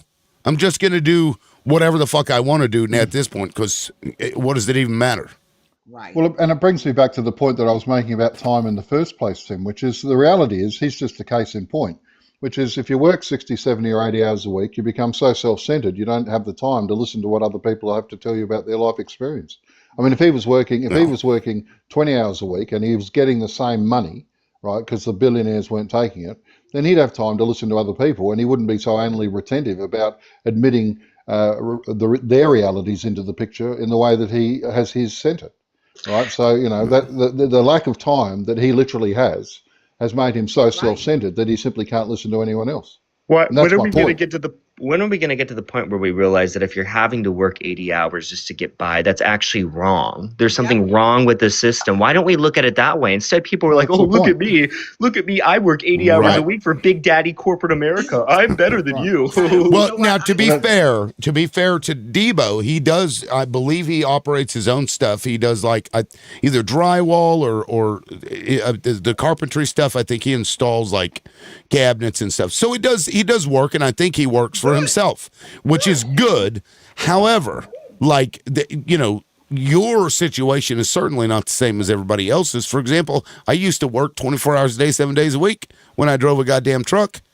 Right. Yeah. So I guess I work the most lottery here, like as if that even matters any fucking way. But still, like, I don't know. It's just I had a drywall company for years and years. I worked 100 hours a week, and then I folded the company up, went to work for the man hanging board, and I only worked 44 hours a week. Right. I was the same, Sparky. I mean, when I ran my business, I was working those sort of hours. I mean, and that's why I was insulted, but I didn't bother saying anything because I just thought he was a small-minded, cunt. Simple as that. Because it's like, mate, Debo is a nice guy. Okay, he is a nice person. So is somebody I would certainly hang out. He's small-minded and he can't listen to other people. That may be true, but I don't hate the guy. He voted for this bullshit. I don't hate him. I couldn't be bothered. Sure. I agree with John. He's a little cunt. That's what I agree with. I know the type. I worked around him my whole life. Fingers crossed, because every time somebody's been calling somebody a name, they get fucking dropped. So just be careful, guys. We can't call names. It's very sensitive. Somebody sensitive of Trump supporters. Nadine, she was up here. I think she called somebody an idiot who had called her a B word. and she gets dropped like 5 minutes later for harassing and bullying. I was like, Wow, okay, so this is fucking ridiculous. MAGA Somebody voters are reported MAGA it. voters are a marginalized community on TikTok, practically, according to TikTok. Yeah. Well, mate, I've Not got to at 1 say, o'clock in the Marginalized morning, they're community. not. I've got to say, I'm going to go down with the ship on the cunt one. I'm Yeah, going down with the ship, mate. I'm not giving it up. I wonder though if TikTok will give you a pass on that because it's just I'm an Aussie. right. No, I you're don't know. forgetting that you can call people names. You just can't call certain people. Certain people names. Right. Yeah. Fucking wild. But anyway, what did you guys think of that fucking tanker deal? Like, and I'd asked the question earlier. This is before everybody really showed up. But at what point does it become moral to attack this country? That's what I got to ask, because we're going around murdering people. We're going around, now we're stealing stuff. Nothing has changed. Why are you talking right. as if we were once not doing that? This country's inception is that. Right, but now it's like just so blatantly out in the open. At least before they would, send in their CIA operatives to do shit like that, and so it wasn't as like in your face as it is now. So at what point is it moral to attack us? Right now. I mean, you think? Now. Already. We are already been dropped off the human rights list. We are a failing country. Yeah. Right now. Anybody at any time, the only reason the U.S. has not been attacked yet is we have oceans on either side of us. It's not easy to get to us. Right. Unless Canada and Mexico rise up. I mean, you got to go to the Red Dawn analogy where the Cubans and the Russians went into Mexico and came up through there. But they can't hide and do that stuff anymore. Technology's too good. That you don't have to attack that way anymore.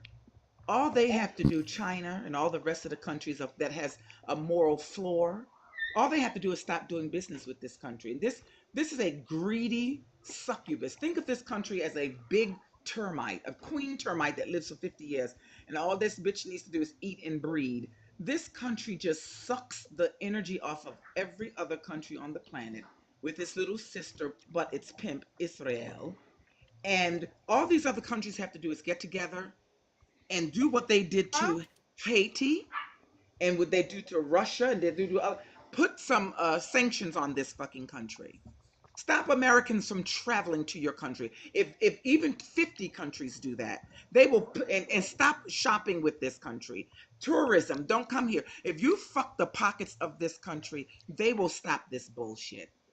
Our government's doing that right now. If you fuck the pockets of these billionaire classes and start shutting their shit down like they did with Disney when they dropped Jimmy Kimmel, and in less than 6 days they lost $4 trillion. $4 billion. If you do that over and over again, they'll straighten up and fly right.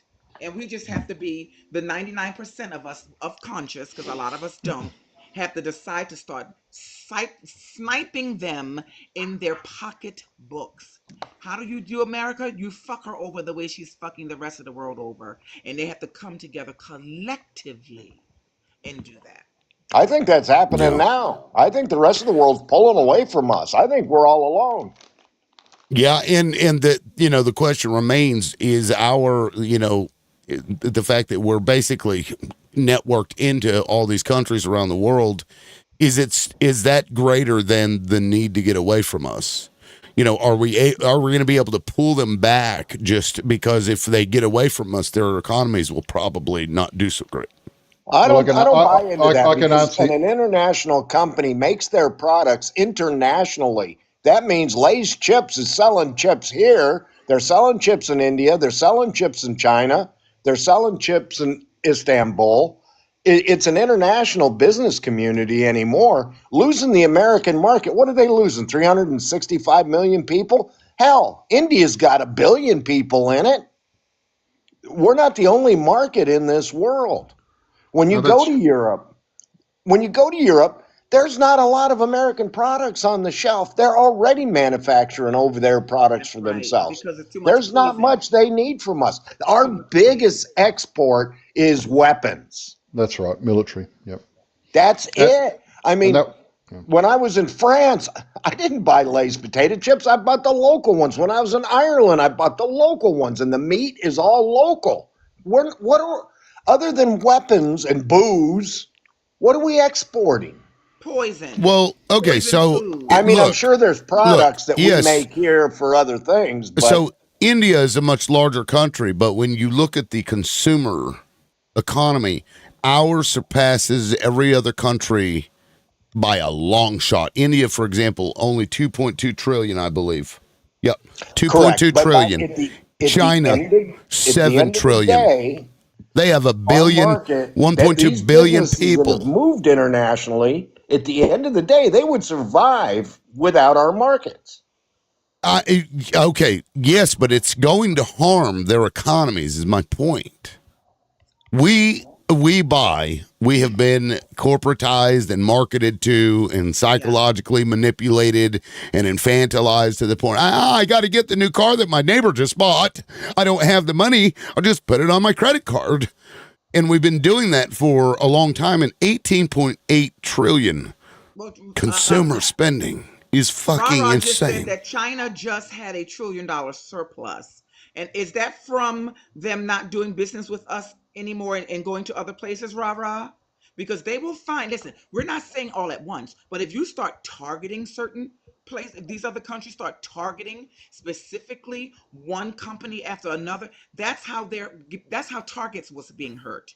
Target is almost in bankruptcy because people are like, no, black people, oh, you want to get NDI? We're going to show you who shops at your shitty store with your higher prices. You're just fucking Walmart with higher prices, right? So they're targeted Target. They're targeting different places at different times.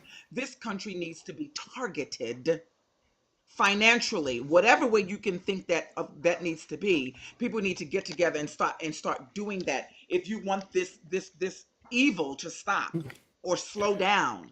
Because now with Trump in office, I wouldn't be surprised if he did go attack Canada and try to take Canada or Greenland. Yeah, I don't think I don't put it past him at all. No. Now, No, I think Olive didn't had the asked. Netherlands and Greenland just announce that we are a security risk to them? Yes, Yes. they Denmark did. just Matter of announced fact, that. I've Yeah. got the video of that. Let me What's your pull it up. fucking security risk? People looking at this on the international stage seeing that this is complete lunacy. Yeah, I had the video. Let me find it. Anyway, all of it asked if we'd heard about the 5-year deal with the tourists. Yes, I had already read the memo. Come on up, Joey. No, fuck Joey. Joey's going after Maverick in the comments. Yeah, he says, he's stop. yeah. None of that is productive. What you're talking about. Oh, come on up, Joey. Tell us. Well, the bottom line is we are being withdrawn from the world, and they're doing it under the guise of bringing manufacturing back. But the manufacturing corporations are an international business. And my point is even if we cut them off here, they're still going to survive. Yes, they may not make 2 trillion this year. They'll only make 1 trillion, but they are going to survive. Trying to find the shorter clip. I found the longer clip. Yeah, and then did you guys see this video? I played it earlier, but let me play it again because this is the kind of person that Donald Trump is. He complains about things and then does things that harm the thing he wants to happen. Dumbass. Here we go. And we had a meeting, and I say, why is it we only take people from shithole countries, right? Why can't we have some people from Norway, Sweden, just a few? Let us have a few. From Denmark, do you mind sending us a few people? Send us some nice people, do you mind? But we always take people from Somalia, places that are a disaster. I can explain that because the people in Denmark, Norway, and Sweden don't want to give up their universal health care, paid parental leave, tuition-free public colleges and trade schools. They don't want to leave all that behind to come here and have to sell their kidneys just to go to college. Yeah, and to that point, so he's wondering why they aren't coming. It's like, motherfucker, this is what you did. This graph is a response to Donald Trump here. They don't want to come here. Why would they want to come here? And I don't know if you saw this or if you saw when I read this morning, but let me get down to the bottom here. Well, while you're waiting for that, Florida's feeling the tourism cut back big time. Good. So is Vegas. Yeah, I saw pictures of Vegas. Can I remind you all that the reason why Europe doesn't want to come here is because they already got rid of their trash very early on. The trash, the sweepings of Europe came to this country and went across the world and left that country for a better life. So they got rid of their trash. Now they figured it out, and they don't want to come back to come deal with these same dumpy ancestors of the people who first left there. Yeah, so Donald Trump, while simultaneously wanting these countries to come to the United States, he says they're going to start mandatory social media. So CBP is adding social media as a mandatory data element for an ESTA application for tourism. The data element will require ESTA applicants to provide their social media from the last 5 years.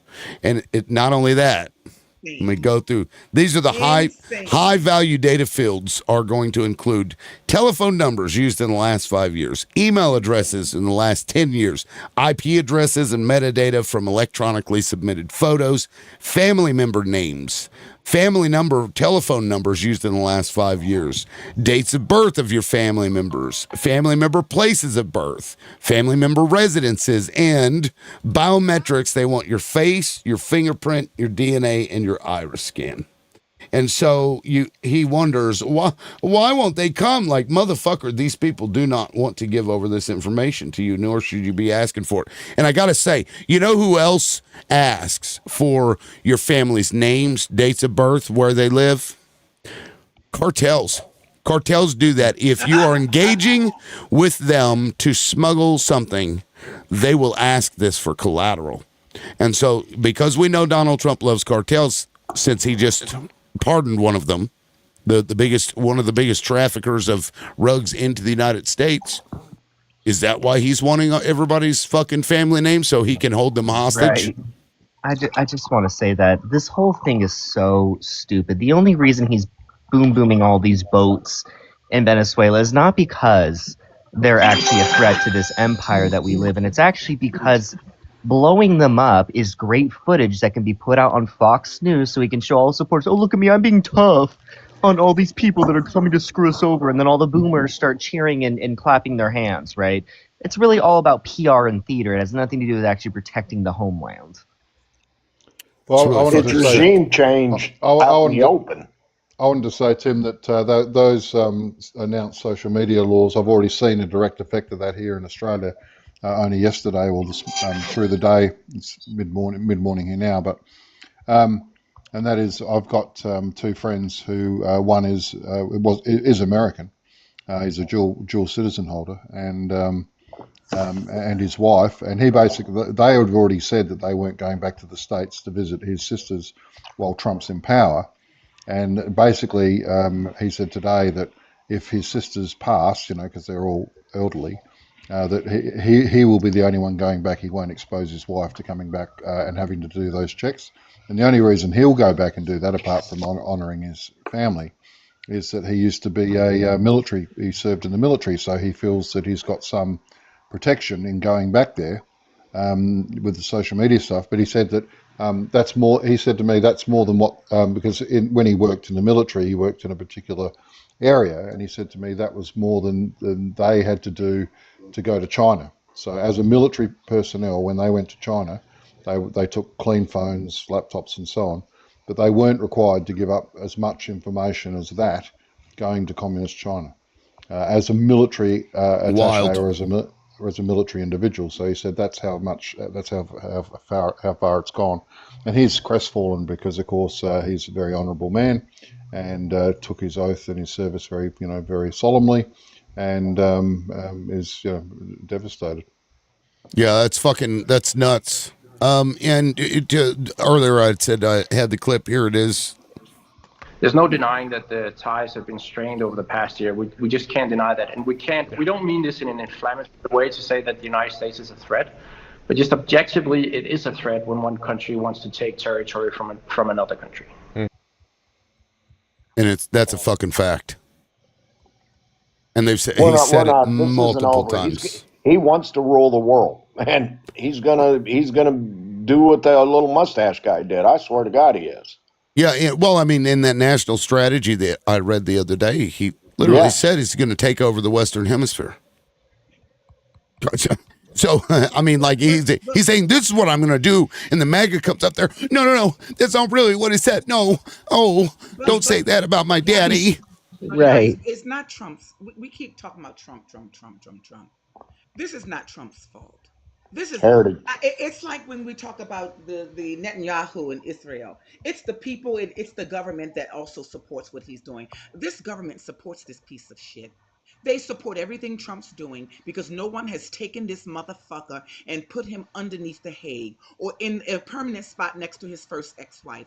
No one has done anything about this. So that makes me believe that this government, our representatives, support everything he's doing because we're just wringing our hands and clutching our pearl, and Trump is doing this and Trump is blowing up and Trump.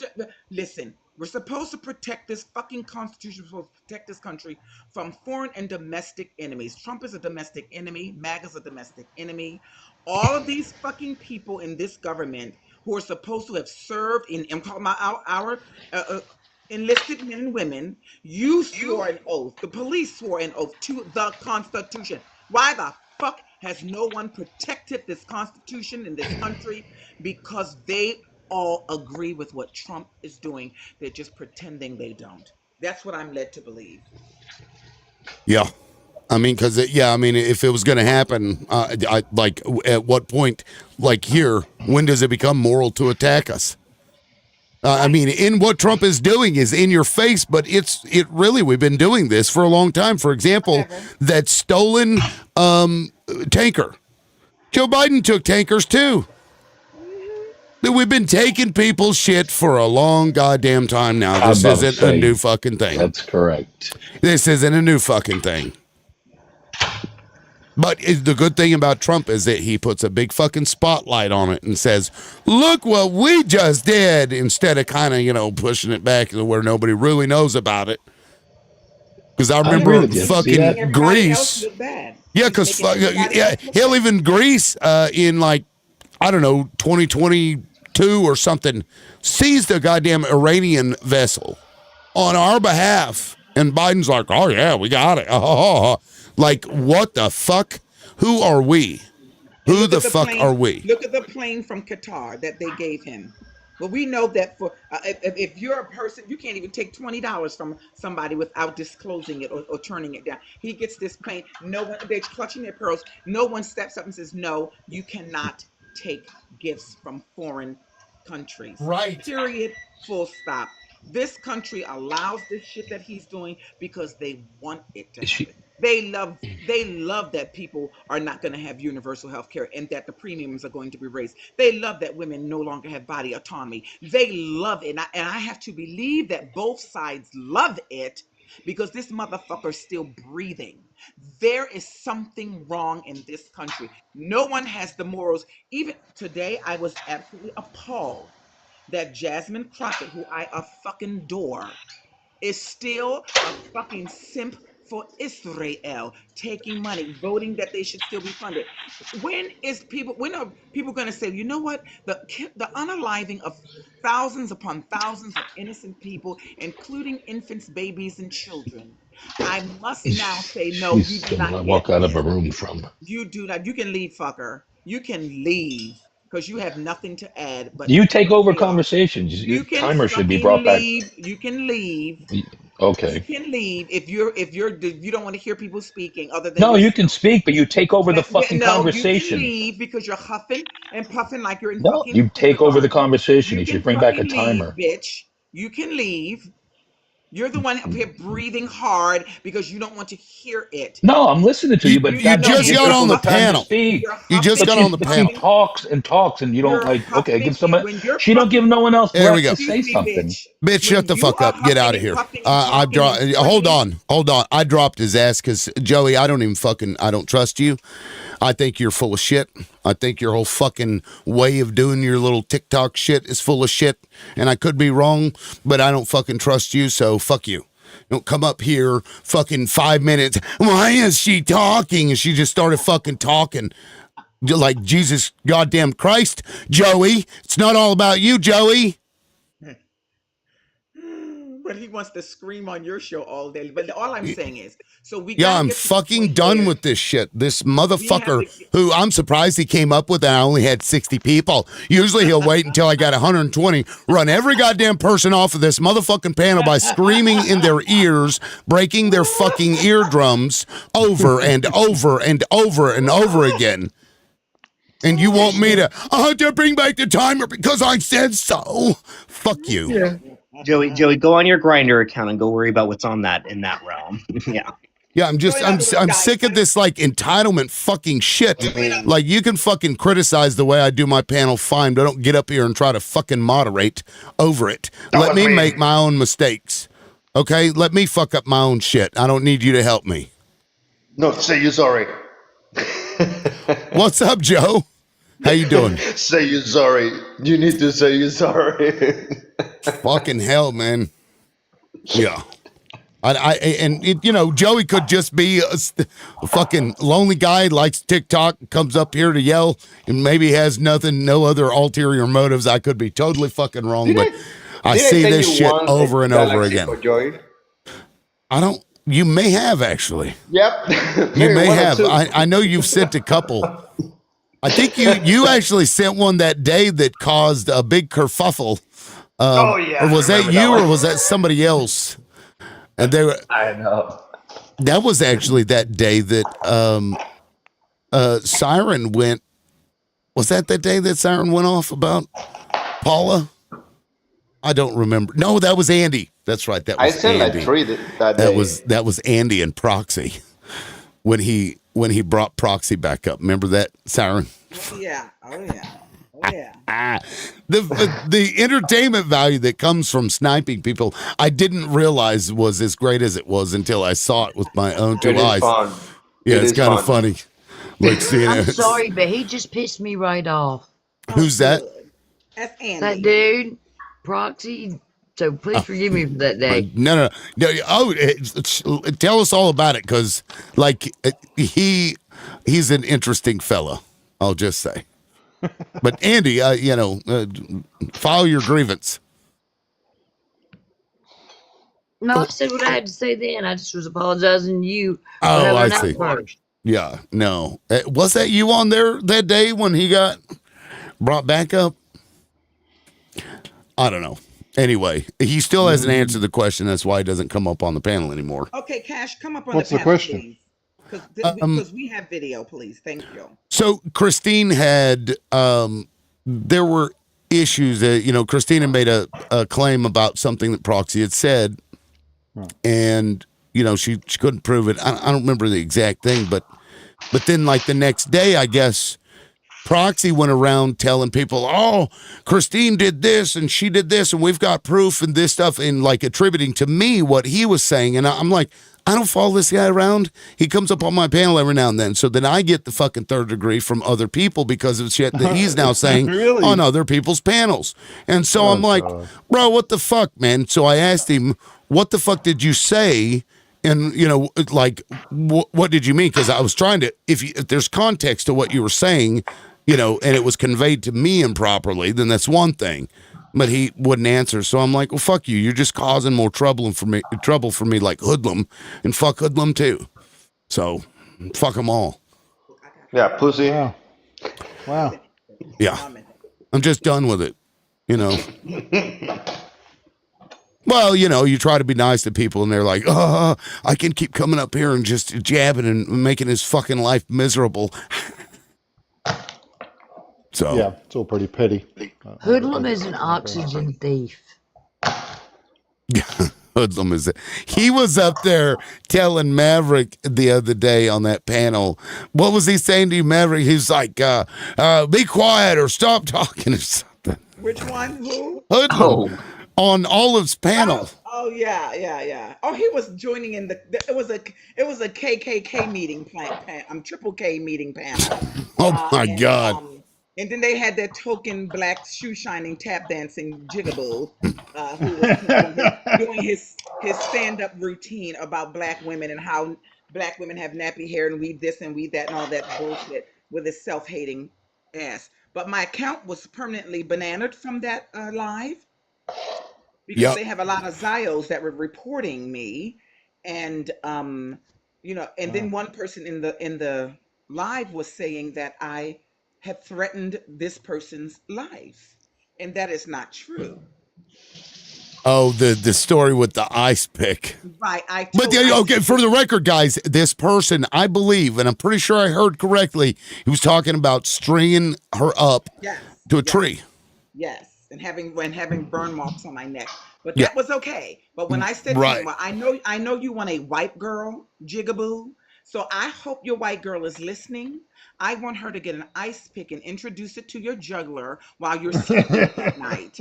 And I will pay for her GoFundMe and send her money, because this has happened before with these black men who hate black women, and their YT girlfriends end up unaliving them, and they go out dancing, and then they want black women to go out marching for them. We're not doing that. I'm going to start sending white women money, like they sent that woman who called the little baby an N-word and she got $1 million.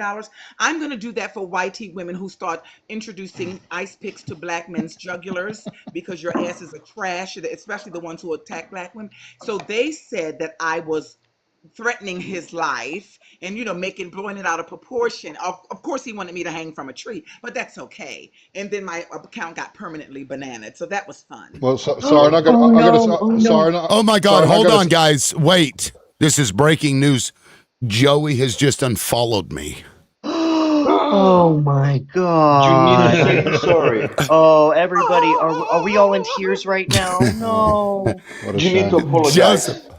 I was going to say, Siren, look, I've heard you on many occasions threaten people's lives, and the last time was when you threatened to do twat to mouth resuscitation and suffocate someone. You obviously like suffocating people. Oh, go fight a kangaroo, John. That's what you need.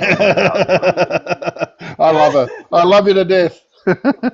No, it's I mean, and some of the shit that Maverick says is so ridiculous that if you're taking it serious, you're the fucking idiot. Listen, I said this on a live to a girl. Jonathan was there. Was she Australian? I think she was Australian, wasn't she, Jonathan? Was this the Australian guy that you and I, or girl that you and I and Rax went out? Okay. Well, the one I told that I hope that, because she was a MAGA, and I told her that I hope she gets gang raped by a gang of kangaroos, and that she's forced to have babies with long back legs and 2 short front legs, and she's got 10 children hopping around the house. And they just took it and was like, oh, she wants women to get raped. And it's like, they don't even know how ridiculous that sounds, because they always want to be offended by something, right? It's insanity. They don't get they just don't get it. They don't. Well, that's pathetic for an Australian, I've got to say, because that's pretty pathetic. Normally, we're much hardier than that. Great by the gimpy gimpy. Right, exactly. It's as ridiculous as that. It is, but it's funny. Right. No, and so, like, if you're on here and somebody says some dumbass shit like that, you laugh. Don't take that shit seriously. I mean, come on, guys. This is like, Jesus Christ, this is TikTok. I got motherfuckers come up here, show me your fucked up teeth, liberal. And so people do stupid shit like that all the time. Look at Joey. Joey, you unfollowed him. Why are you still here? You cannot stay away from Daddy. Why? You just gotta be near Daddy. He's got a crush. Are you in here still doing that? It's freaky. You said I unfollowed you, but yet you're in here, Daddy, and she's still here dominating, Daddy. Joey, if you want to get dominated by other men, you can always go on Grindr and do it in the privacy of your own home. You might even run across Mike Johnson and make a new connection. Right, he's a power bottom, Joey, and you must be an otter. Bottom. That's your class, yeah. But watch out for that racist guy who had to read the apology. What happened now? Do what? That woman that drove 3 hours to make the dude apologize. Oh, yes. Grindr. Don't hook up with that dude. He's not very nice. That shit was funny as fuck. You driving really 3 got hours. him. She drove 3 hours. Yeah. She didn't even put him on camera. She said, "But I do have your Grinder account, and I know you're married with children. You want me to tell your wife? So apologize to me what you wrote under my comments right now." I turned into a total bitch, but was a keyboard warrior like Joey is. Look, I love when she said, "I'm gonna need that apology back for other people." Like I felt out. I couldn't stop laughing. Yeah. No, that was great. So earlier, and this is kind of getting away from all the, kind of drama, I guess, but I got this video. I clipped it earlier this morning. Because again, guys, I do a lot of work outside of just what you see on the show. I clip shit, I edit videos, you know what I mean? Like, so, to that point, PSA time. Holy shit, we're almost to 60K. Yes. Wow. Thank you guys. That's fucking awesome. Let's get to 100. It shouldn't take too long. You guys are doing a good job. Looking for 50 perfumes. So I got 3. If you want to support the show, do that. I got Crash App, Vimo. You can go to my bio. It's all in there, but it's $ Live Loudmouth. If you want to support the show, please do that. I am so far away from my goal right now. I can't even see it. It's off the horizon. But let me play this video. Oh, fuck. Did I not get it? Son of a bitch. I may not have gotten it. Hold on. It's maybe in a different folder. 1 second. God damn it. Yeah, okay. I meant to get it. I'm going to find it and then I'll bring it back. So y'all go ahead. Sorry. Talk about fucking anticlimactic there. It's like, oh, I've got something great. No, I don't. Let me say this too. It was a person in the comments. At this point, if you are supporting Israel in any way, I'm going to look at you side-eyed, cross-eyed, and with a blindfold on. And I'm not going to support you. So if Jasmine Crockett is still voting yes to fund them, I have a problem with that. If there's a candidate that's going up against her, like whatever, what's the boy's name? James Tallarico. I'm probably supporting him. Yeah, well, he's great. He looks like a robot to me, but and he's a religious nutcase. I see that.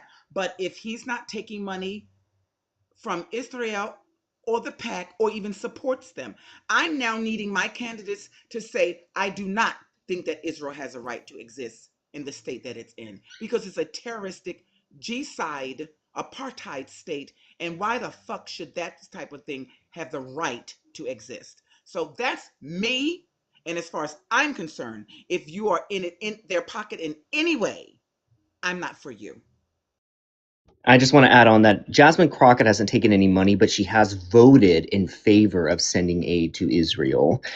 James Tallarico, it's really hard to understand his position on Israel because he's not in the U.S. House or the U.S. Senate, so he doesn't really vote on anything Israel related. So we don't know what he would do if he got to the U.S. Senate and was faced with a package to Israel, whether he would vote yes or no. So somebody needs to ask him that.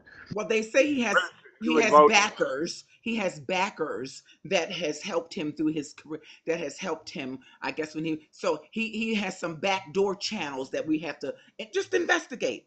Because if you got a backdoor channel, if Rabbi Shmuley is giving you one of his schlongs, I'm not going to be interested in you, because once again, and once Tallarico becomes more and more popular, they will send their handlers to make sure that they're handling him.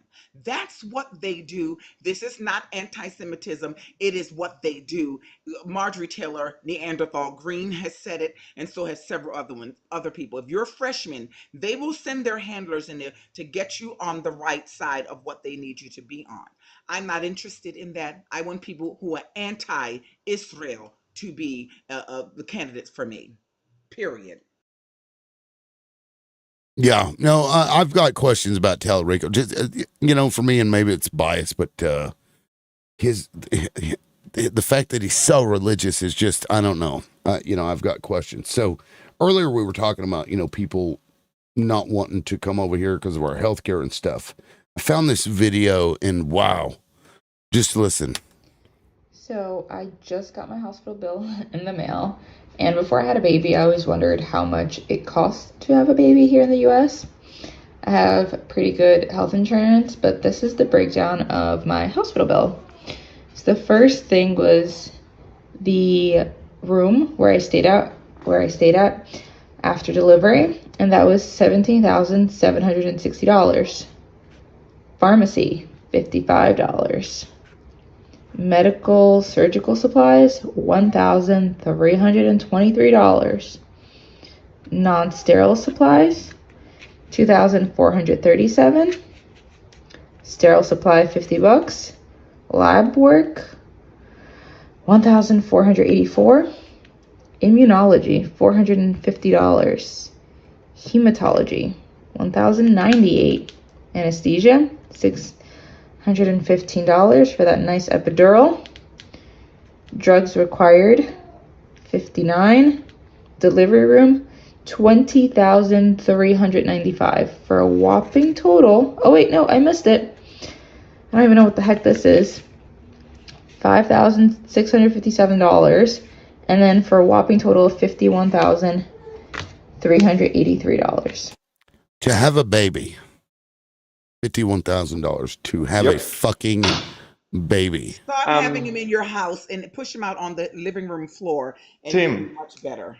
It's nuts. What's up, Joe? Since Johnny here, and he called me shit, I need to flex again with the permission. Wait, who did what now? Johnny Eastwood? Yeah, Johnny was like being a little bit dick with me, and I had to flex that day, remember? Oh, like today, or was this from before? From before. Oh, go ahead and do your thing, man. What do you got? Hold on. I'm intrigued now. What kind of shit show are we about to start? Johnny. Okay. This is when you make it. Hold on 1 second. Let me show you. That's a $10,000 picture for my babies, okay? That's my $20,000 Christmas tree. Hold on 1 second. I'll show you more. That's my fucking Bronco. Dude, one of the I'm kind. not gonna lie. I need to know why that's a $20,000 Christmas tree. Yeah, please explain that to me. Like, I gotta know why. $2,000. Okay. The baby picture is $10,000 because that's bullshit. You know. Oh no, they are. Listen, whoever you are. I want to see the pool though. I do want to see that pool. Hold on. People who do what you're doing, they're not wealthy. Wealthy people don't show what they have. You're a person who is just showing off because you really have nothing. That means nothing to me. My question is, what does your tax returns look like?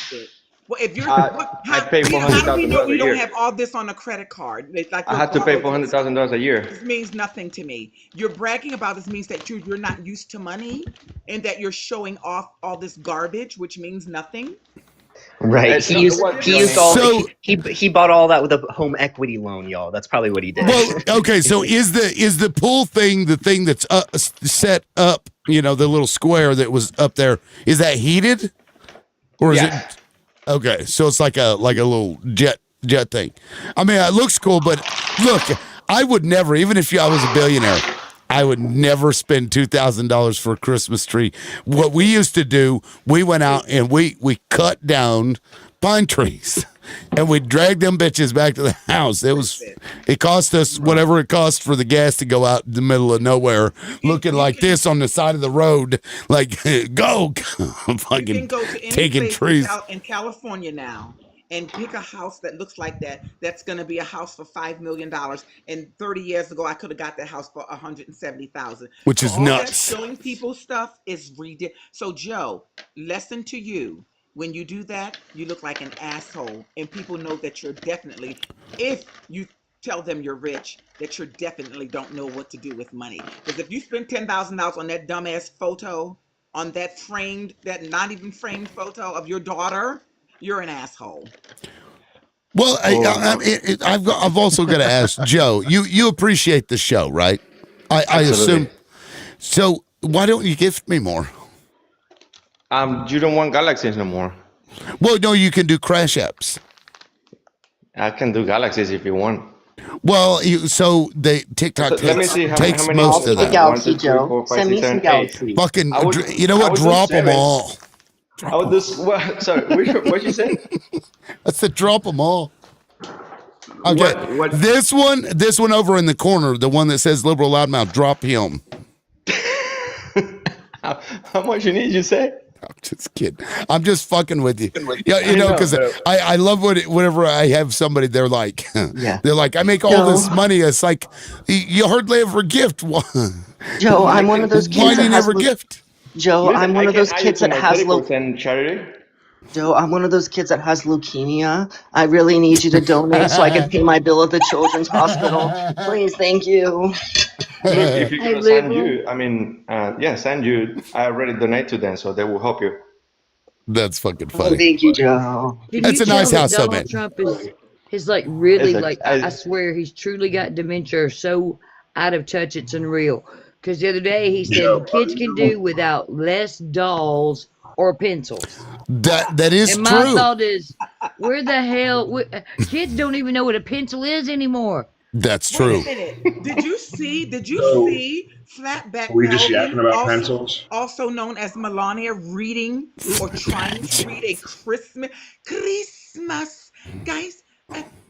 What the fuck was this bitch saying to these children? Who were these children that she was reading this Christmas to? It was You have a insanity. problem with accents? I No, thought they were Belford. supposed to We're talking assimilate. about I thought they were Right. we're supposed to not talking assimilate. about pencils. We're talking about how out of touch Donald Trump is if he thinks Yeah, parents are I giving heard their that. kids pencils for fucking Christmas. I'm looking my I'm I'm aware. looking my ass off and I make fuck with Donald and we Balls. created better than that monster. All Okay, right, and so guys, Joe, are you American? Huh? Joe Gatt? Yeah, Joe's American. Joe, are you American? Oh, look Oh at no, this. I'm Cuban. Why is he Look, showing this hideous photo? What's Okay, going so Oh, on? Joe, hey, hold on. I'm going to put that if back. I you're actually like that. Hold on. damn, look at that. So Put he's the, like white Jesus. we'll go back to the yeah. Well, we can't see the face. Can you go back to Why that are you other showing one? us a picture Because of it's not supposed to be a white face. man? Well, look. Hey, well, I see the hands are white. That Who's this Jesus is white wrong. man? That Jesus is wrong. Okay. Yeah, his hair don't So, look Joe, who right. is the white man that you're showing us? Is that your father? It's a symbolic picture. Is that your father in the photo holding you when I you were young? I actually like it. AI Yes, could ma'am. all right, produce that you're though all instantly. done.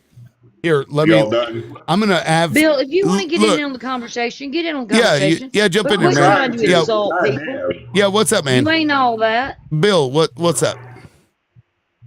Joe, okay, Joe, you said you're an American.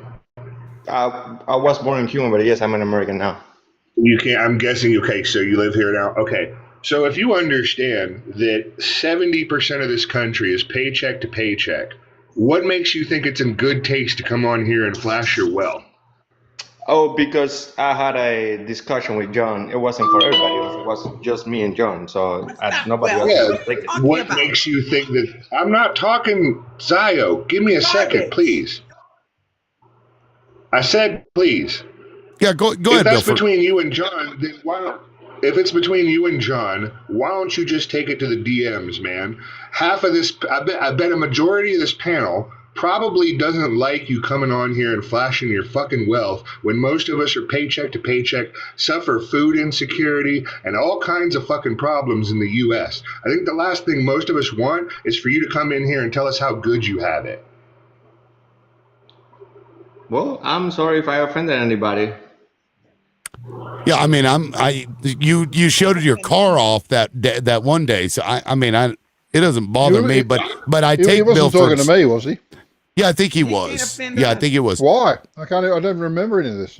Was it Eastwood? If you're so rich and benevolent, Joe, why don't you donate to some charities? I do. 3 of them actually. 10% of whatever I make. I'm a 501c4. Send me your letter of recommendation. I was included my charities. In the arms of an angel. Oh my God! No, I mean Bilford's got a pretty good point. I mean because a lot of people's lives Joe, where really do you fucking live, suck. Joe? Where do you live, Joe? I'm sorry? Where do you live? Palm Beach. Palm Beach? Yep. Okay. All right. Guess what? I can tell you how it's easy to eat because I've been doing it for the last 4 months. I eat rice and beans and eggs for 4 days a week because my son just want to eat rice and beans. And I'm here and feel actually better. Yeah. I Okay. guess we have to thank Donald Trump for one thing. What's that? He finally got Cubans to start voting Democratic. I didn't. No, they need to float back home to I didn't ask you, their dude. island. Look, ChatGPT did that in one go. Yeah, more white. Yeah, okay. And Well, I'm just because I don't know what he paid for the same for the photo picture. he has on his wall from Right. ChatGPT. You had it blown up, and you're telling people it's $2,000 and $3,000, $10,000. Get out of here. Now I can show you some antiques, baby, but people don't need to do that when they have those things. So you're showing us cheap shit like a Christmas tree wasn't that artificial? A Christmas tree for $10,000. How much? What did he say it was? $2,000. $2,000. You're an idiot. You are Were an you- idiot. Were you showing me? He was showing He you, was showing John. Yeah. Yeah, you, Why? John. There it is, right? So he's carried that for that entire time. I don't even remember fucking any of it. Yeah, I do remember. Because that was Joe Gatt. That was the day that you were in your car, right, and showed your car. Wasn't that from that day? Correct. That I was okay. in my car. Yeah. Yes. Yeah. But I what's don't the remember point? the exact reason for it, but yeah, I remember. Mate, you could show me that you got a 12-foot cock, and it doesn't mean you're good in bed. That's a good point. That's You a were talking great about point. Antiques. After the I cannot show pandemic, you. you could go on Facebook Marketplace because kids did not know what they were selling. And after their parents passed away from the pandemic, they didn't know what to do. They sold all that on Marketplace. They sold 1920s on wires for $100, and Yep. it's crazy. I've been collecting antiques for 30 plus years, honey. And people will sell stuff and don't know what they have. I Crazy. have a sofa from the 1800s that is absolutely stunning. But you don't show people that to say, look what I got, John. And No, so but all I that would like to cheap come stuff- admire the workmanship. all that cheap stuff that Joe was showing is shit that was made 3 days ago in some Chinese factory. Get the fuck out of here with that. Yes, but I would like to come admire the fine workmanship on that 1800s couch. Like, Oh, it's vicious, honey. that was next level work. Yes. Oh yes. Oh yes. But I bet I can't lounge on it. No, Judge Zinnis. have You it better roped not even off. sit on it. The rope off. What's the point? Judge Zinnis ordered the release of Abrego Garcia. Ooh. Said he's been detained without lawful authority. Yikes. Yeah, but are they going to do it? Was that just happening? Let's see. Order the release. I mean, they would have to, I imagine. Zinnis said that the absence of a removal order prevents the government from removing Abrego Garcia from the U.S. Salvador, and let's see, he brought back charges after being released into the custody of his brother in Maryland pending trial. He was again detained by immigration activism, blah, blah, blah. Last month, federal government seeking to deport directed the government to notify Abrego Garcia of the exact time and location of his release and to notify the court no later than 5 p.m. today, Eastern time. So they have to tell him 5 p.m. today. So we'll see if Donald Trump he's still in that disobeys. in that hideous prison in that other country. No, he's here. He's here in the U.S. Yeah. Okay. Yep. Okay. Yeah, he's here in a hideous prison here in the U.S. Although probably better than, maybe. So it's been almost 6 months or more? God, it's been a while because he was over. How long was he in El Salvador? What, probably 3 to 4 months, maybe 5 months. Now we need to know if he gets to sue this fucking administration for millions of dollars for what they've done to him. That's going to be interesting because Trump has total immunity, president. So I wonder if he gets to sue. Well, speaking of, it won't stop him getting money from a suit from the government. It won't. Right. No, not Trump's immunity. It'll just stop Trump being held criminally liable for it. Yeah. Well, he can't sue civilly until after he's not longer president. But and I don't even know that. I think they would give him immunity. No, but he wouldn't sue Trump. He'd just sue the government in general, the U.S. government. Right. But right now, Trump is the government, John.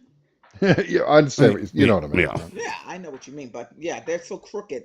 Come on, you damn Aussie. Come on.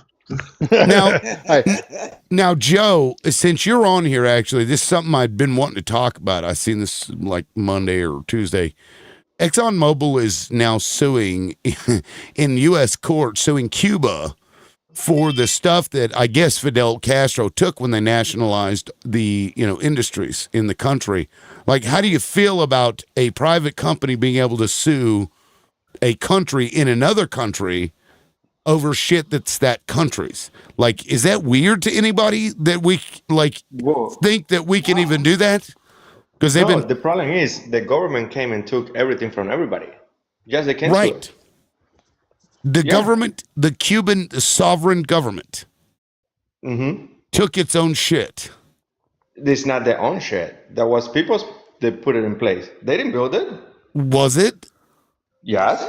They built this it. Corporation that was a foreign corporation went into another country to take its shit, and they took it back. The people took their shit back.